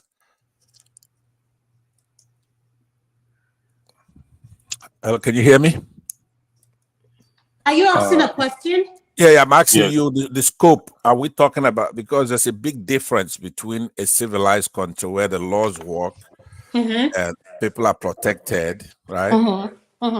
The kids have rights and things like that, and Yes, then sir. surrogacy and adoption in a country such as Nigeria, and other countries like that, where the laws really don't work that well. Because the reason why I wanted the scope is if the discussion centered about Nigeria, then Yes, it is, okay, sir. about Nigeria, okay. So now this is why we're all fighting for a strong constitution, a strong country, so there'll be law and order, so that individual liberty, somebody like myself, a Republican and conservative person, I could live my life according to the way I want it, and then I could also let others live the way they want. Surrogacy is just an arrangement in which a woman who is the surrogate herself agrees to carry and give birth to a child on behalf of another person or a couple or whatever their parentage. So it's complex, but there are rights, choices people make. There are many reasons why somebody would want to do that. Some don't even do it for money. When people are having issue, reproducing, there are people who are in this world and they want to help such couple, and of course you have the monetary aspect of it. So it's actually a choice between two or more parties, and should not involve government intervention or holier than thou, somebody coming to tell them what to do. You understand? But they also are abuse, and the child that's coming into the world. So it's something education can solve, even if the country spends sizable amount of money educating the people. That's why we need all these things to get into the 21st century, because life is hard. Life is not black and white. There are difficulties as even in the first world, and this is one of those. So that's why I tie it in. I will tie it in with our country itself, with our politics, with the education. And so that's where I would look at that. It's no place for, in a country such as our own, where you have all kinds of religion and non-religious people. Nobody's supposed to lord it over somebody else. Your religion's supposed to be your personal business with God, right? So, but we do have the problem. So you want solutions from me, maybe in the next go, that would deal with the country we have and not the one we wish we had, right? So right now I'm dealing with it with the country I wish we have. If you want solutions with the way it is now, what do I think about it? Then we could do that at the next go. Now, adoption is a different ball game. It's a good thing. I believe we do have decent laws in that regard. We still a corrupt society, and we don't want people buying and selling children. It's a form. It's something that the desperate person, desperate people do desperate things. So in that murky world, you're gonna see people having kids just to have them adopted and then make money, and just like in the former case, but that one is kind of different. So the adoption should be encouraged. It's a good thing. If the kids are protected, the states should really step up and give the kids an alternative where they're cared for. Do you understand what I'm saying? Because the circumstances that yield adoptable kids is not one that can be controlled. It's beyond the control of individuals and even far beyond the control of states. So there could be teenagers who don't want to have a baby and they didn't protect themselves and they have a baby and they give it up and nobody cares for those kids. That's obviously situations where both parents are gone and things like that. So adoption is a good thing. As we discuss this thing, we do have to have some caveats, we do have to be realistic, knowing that it's like pretty much almost every other evil in a society is unavoidable, is going to be there. But we should not also beautify it as if adoption is just a hunky-dory thing that people go there and it works out all the time. It doesn't work out all the time. So we have to, or it's like a designer thing, a designer conversation to say, hey, look, a woman wants to keep her shape, therefore she adopts and stuff like that. I have very close people who just recently adopted and it's working out very beautifully. They were actually, not long ago, they were accosted. Luckily for them, they have the papers, and I was very, even though I cared about who was giving me the anecdotes, but from the story they were telling me, I thought at least the police, they were vigilant enough to have demanded papers, but just like everything else in Nigeria, ends up being that they wanted money. Even when they were presented with the papers and say, hey, call this agency and all that, they still wanted money. And I want to ruin your show with that aspect of our lives. But we do have to have a better country now. For this type of topic that you discuss after we discuss politics, there is a nexus. There's a nexus to the politics. So I would encourage this pastor here to aid you guys, try to link it up with the earlier show and subsequent shows. Well, we have to have a good government for any of these things to work beautifully the way it's supposed to be. For the discussion not to be abstract. Do you understand what I'm saying, Tope? So it can, yeah, go ahead. Absolutely. Yeah. So there is a nexus. I'll end it right there. I believe I'll be preaching to the choir. Now, sometimes when it sounds condescending, when somebody like me is talking, I sometimes have in mind all kinds of people that are listening, not necessarily the choir. Like everybody here is very smart. I've pretty much heard everybody's opinion here. and we have a fantastic comment section. There are a lot of waywardness there, and I participate in it. So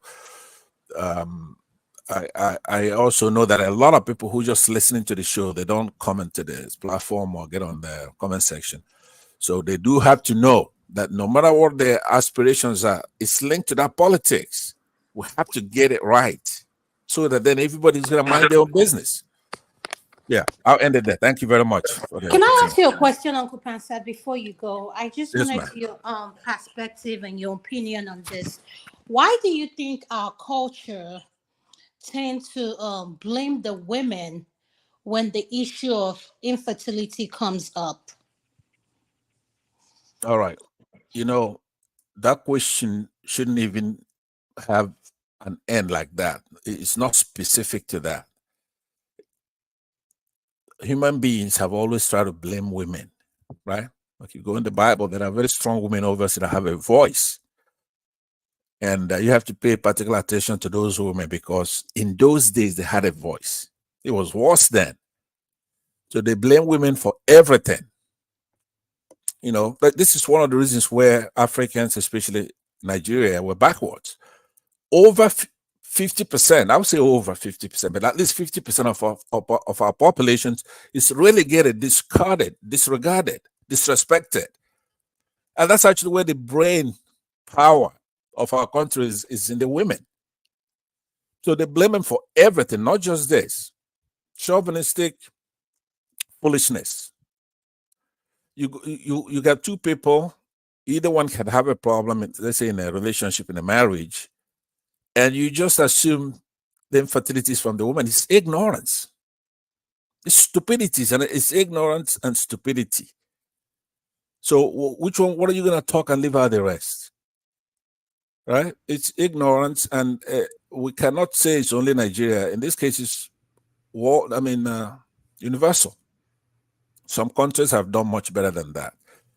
Even when they see it, now it's not like women in the Bible.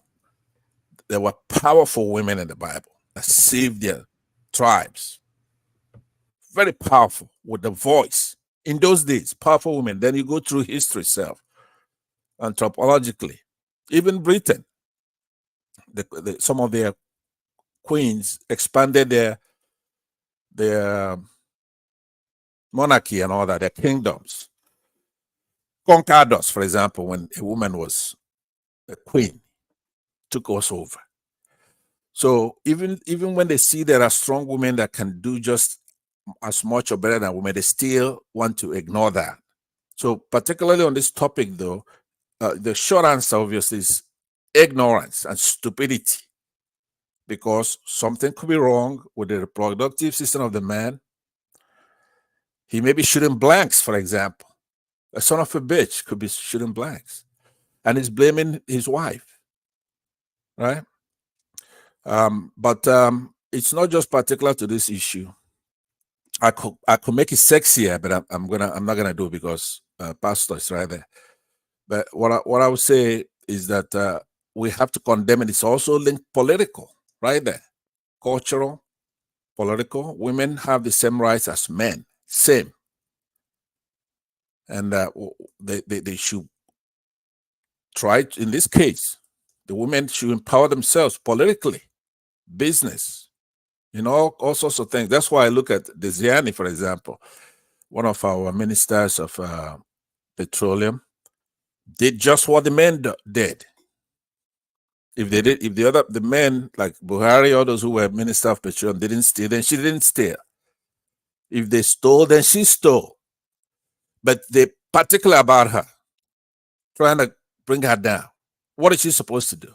If you're minister of petroleum in an organized thing where men are taking money from left and right, she's just supposed to sit there and look at them, right? So they try to knock them down when they serve all our public servants that are women and minorities, especially from the South. By the time they leave office, they're destroyed. So it's all in the politics. It's not just women, it's also in the minorities in our country.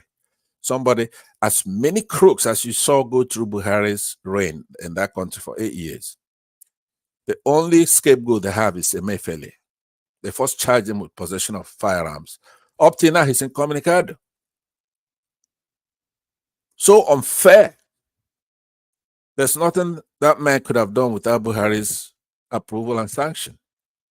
So that's what's happening. We have to politically get it right to where the law applies to everybody equally.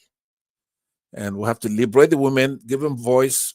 I don't like it sometimes. I don't want my woman running their mouth at me. But the currency in a relationship, respect. If I want respect, it has to be reciprocal. They have to, I don't want any kind of love that is coerced. So thank you for the opportunity to answer that question, Tope. And if there's no follow-up, then I will be exiting the stage. Thank you. Thank you so much, Uncle Pansat, for joining and enlightening us. We appreciate you. May I say something, please? Yes, electricity. Uncle Pansat, thank you very and very much. I wish you have gone that way that you wanted to go and not consider me, because I would have. Honestly speaking, I'm not running the show. However, I believe I'm speaking on behalf of the ladies, possibly to have you as a special guest in our next podcast if possible. And you're 100% right. These things are tied into politics. If we don't get it right, it becomes very challenging, even in the homes as well, too, as we can see what is happening in the country, hunger in the land. And honestly, if I have my way, I end the show with your submission because you kind of summarized everything, but it's not my show. I just wanted to come in to say a big thank you for your submission and your compliment on the other day in the comment section. I hope we will have you here next week in terms of some of these things. And you did made a very valid argument or point, giving the women the voice or their voice, and that is they have a voice, and that is why the show was created. And I want to believe you're a big supporter of it. And I want back over to the women to see where they move forward with this with you. Thank you once again for your audience here. I appreciate it. Yeah, thank you, Pastor. By the way, is there any update on Dr. Damages? You know, he has a lot of fans and a lot of people are concerned, but we're all in the dark. Is he okay as far as It's perfectly okay. Like if we let me go on the sense of humor side, you know, you sent him to hell, he came back, he went back again, he's being held in the third heavens. He will soon be released in the third heaven. yeah, we thank God. I He will be called back. him. He will be back. He's okay, honestly. 100% is okay. Okay, very good. I know I spoke to him a couple of weeks ago. Thank you, sir. So you guys try to hold the fort down until he gets back. And no, Tope, I don't appear as a guest. I do come on though, so and I could handle almost the same thing from a platform as a panelist, or even from the comment section. I do a lot better on the just as effective from the comment section, but I will come on the panel, not as a guest, but as a panelist. I am the way I look at somebody coming on as a speaker, as a guest, is supposed to lay foundation. So I normally just don't take anything on the whim, and say just generically you come on as a guest. Before that's why when people come on the platform as a guest, I try to grill them, drill out their curricula vitae, like they say, and try to have them lay a foundation. One is the colonel that came here. He wrote himself a constitution. Here we are complaining about there are soldiers writing our constitution for the 1999 documents that were operating the country, and he actually had the guts to write himself a constitution in his back pocket, and he wants to give it to us. The constitution is supposed to be something the people pick out delegates to go and hammer out all this stuff. And it's not even done by the senators or by the House or the president. The people, the sovereign people, are supposed to pick what they call, colloquially and otherwise, the delegates. They're supposed to go there and then represent the people as far as the constitution. It's nothing. A colonel puts down together, scribbles down, and come down, especially soldiers from our army that are unprofessional. So that's my way of saying that it depends on the topic. There's a topic you're going to bring. I'm a scientist, right? A capitalist. If there is something I have expertise on, I'll come in and I'll lay my foundation. I will say, hey, look, I went to school here. I taught this in the university.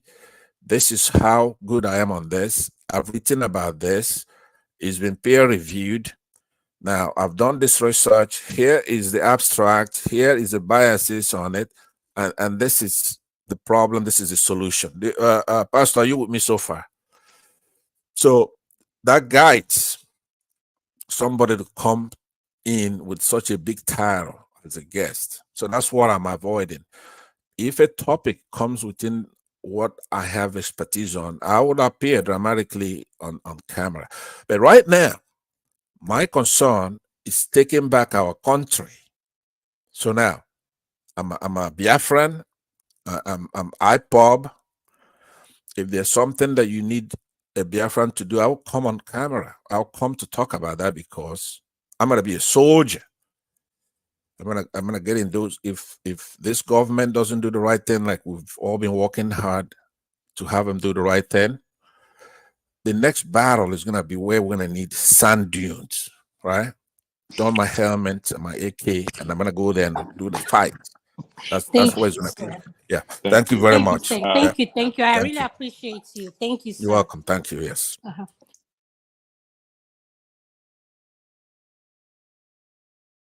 Blackstone, you have anything to say before I bring in Mr. Triumph? Yes, I said if we have questions, we can ask, right? I want to ask one question. So this is for you, for Adama, and for Tokbe, actually, and for the people who like to put in their voice into it. We know in Nigeria today, before people get married, they go to do their genotype test, right?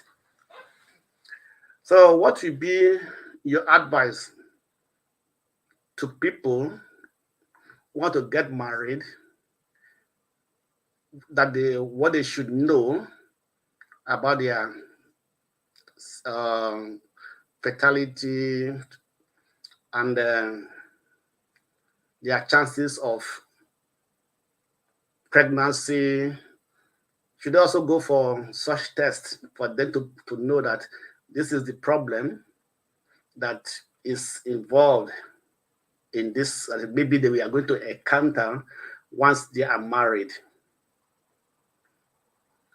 You understand me? So if everybody is going to go and check their genotype, so is it also, it should be a good, is it going to be a good idea if people should know these things, that is my guy, is my man has a fertility problem, or is the woman having an issue with the womb, or any medical issue that will prevent them not to have not to get pregnant as early as possible, or we're going to delay their pregnancy. So I want to have your input in this area, that what will be the advice for the young people who are, or couples who are going to go into marriage. I'll go first. Thank you, Blackstone, for that question. I'm a big believer in being straight up and open. And I had mentioned it earlier on with my situation. My infertility issues were all happened before I got married, and I had that discussion with my husband. We had that conversation and we talked about the pathway to go. I was totally straight up open. If something goes wrong with the IVF situation? Are you open to surrogacy? Are you open to adoption? We had this open conversation. So when I got to the situation and the point where even IVF wasn't an option to me due to health reasons and damage to my tubes, we didn't find ourselves in that awkward position. I'm a believer that it's not right to bring a child into this world to be sick. And that's where the genotype situation you talked about, the testing needs to be done before you get married. Yes, I strongly believe before you get married, do the testing. If your blood group doesn't work, it's not right. I just don't think, I don't believe love is all you should consider, especially if you're planning to get married and have children. It's not right to bring a child that will have medical issues for the rest of their lives into this world when you could have prevented it. That's just my own belief. Okay. Okay. The issue of genotype, I just use as an example. That is, I can say in a regular test for every couple who want to get married, right? Yes. So Yes. should it be also? So should this infertility or issues with pregnancy for the man to know if the woman will be fertile or having issue with getting pregnant, or the woman should also know if the man will have issue in impregnating her. So should that be a test also, something that should be done regular by every couple go to get married, as they are doing as they also do the genotype test? Yes. That was my question. Yes, I'm This up is for my it. go ahead, Tokwe, finish. I'm totally up for it. Even when I went through um surrogacy at the point of fertilizing my egg with my husband's sperm, I actually also went through uh, what science now calls genetic testing. The embryo was tested to actually find out if the unborn child has genetic issues. And if that was the situation, I wouldn't have allowed, I won't go ahead with keeping that embryo. That's the truth. There's no point hurting a child and bringing a child into this world that no fault of theirs to be sick. That's just my take. Adama. My own opinion would be when you said should we check for when you said checkup, are you talking about genotype? Is that what you're talking about? No, not genotype. The pregnancy test with the man with the womb, where the issue with fertility with the man with the woman. Can these things also be tested, or to know if the woman can be able to get pregnant, or can the man be able to pregnate the woman before they go into the actual marriage or actual relationship? Well, those things can be done if you are planning to marry her. If you are planning on, or if you guys are just dating, why would you want her going through those tests if you know you're not going to marry her? Yes, I talk about people who are It's not married. planning to get married, Trying to who are marry. planning to get Adama, Or it's married. people who related. are Yeah. planning to get married. Oh yes, for Yes. people who are planning to get married, I would say they go do their lab, like the woman should go see a gynecologist if she doesn't already have one. The man should go see a urologist, like I said, and know his sperm counts and stuff like that. But both of them need to go for a full checkup and really be transparent with whatever they're going through. And if the woman, I would suggest both the man going with the woman to her appointment because he may have some questions for the doctors, the gyno, and he will ask those questions and get all the he will get all his questions answered, and for the woman as well to go with the guy to his urologist, and she will get all her questions answers as well. Okay. My last question is this, right?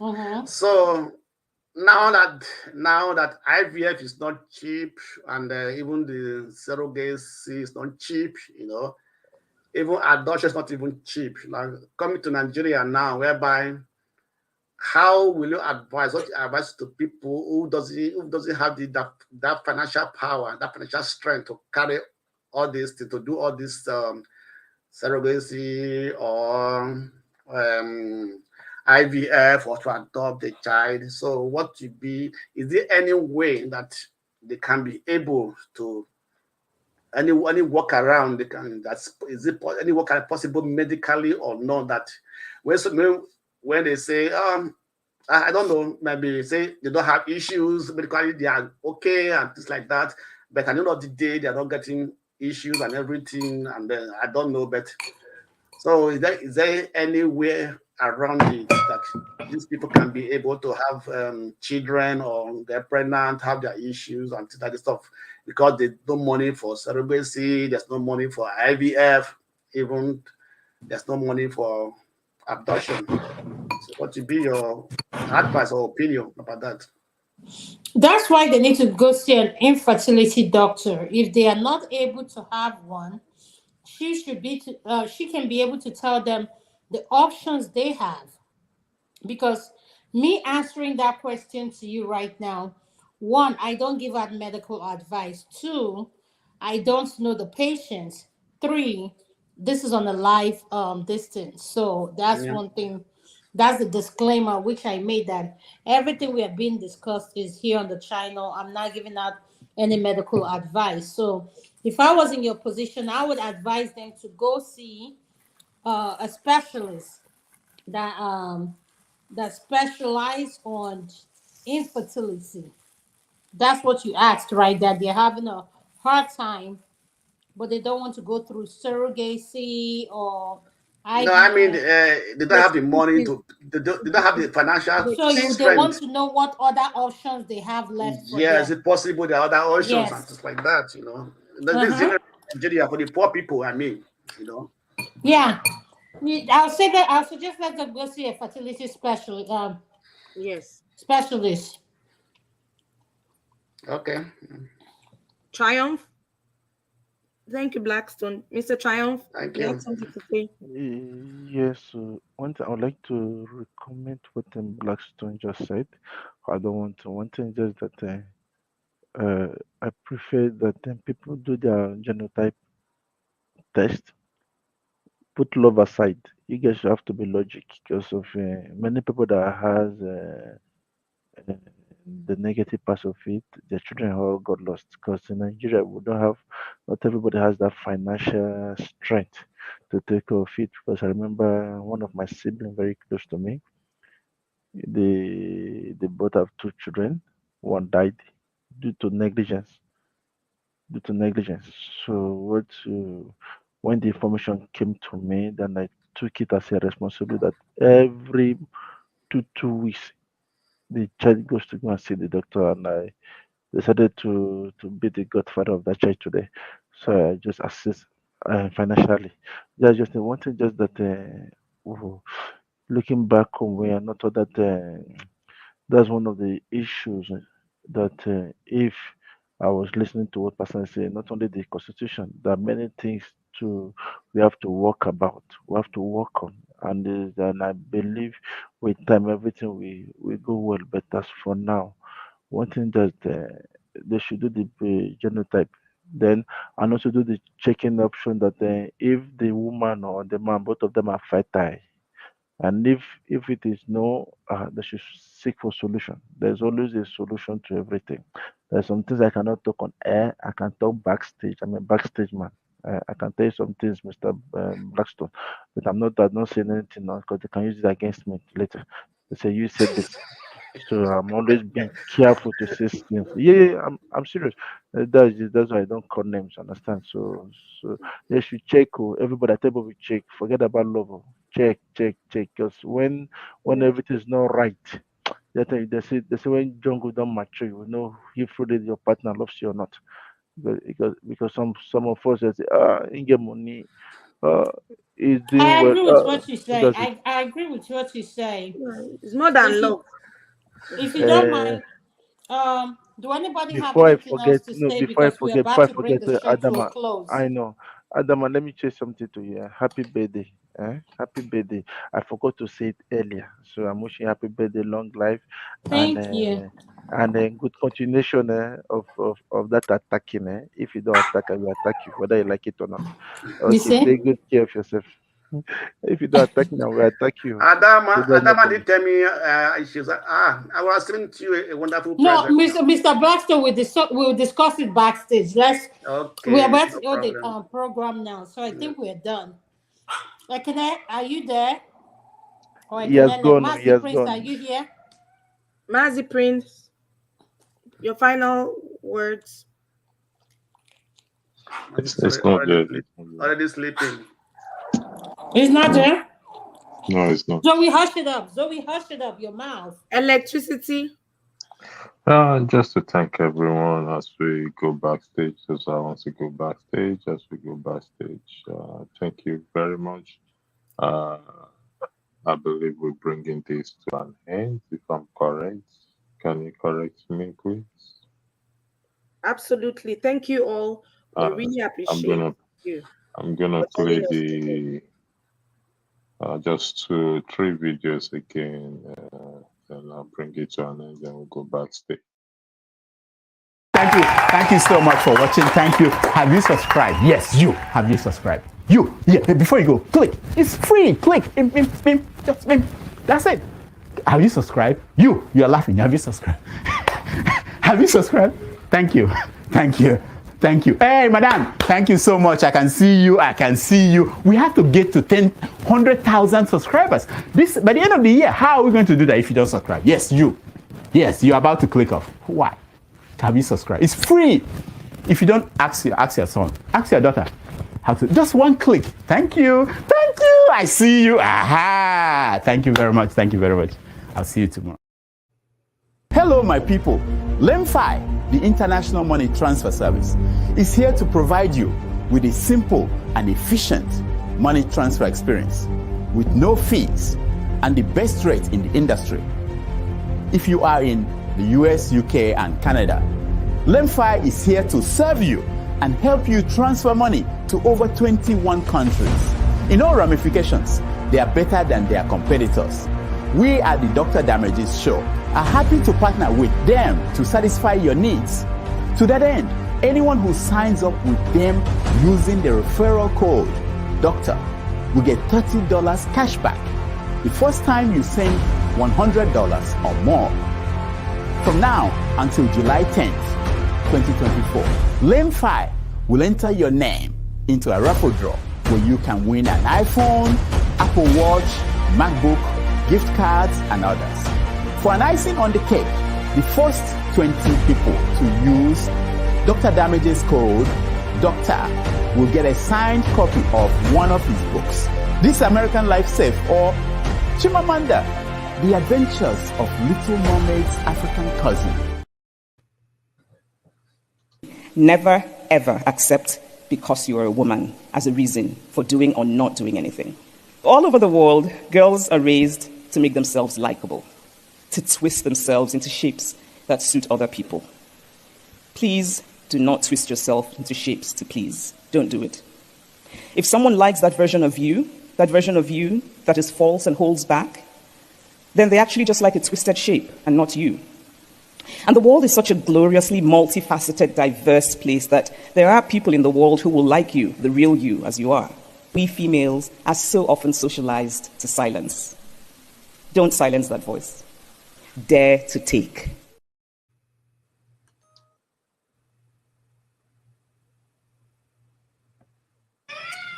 I'm on mute.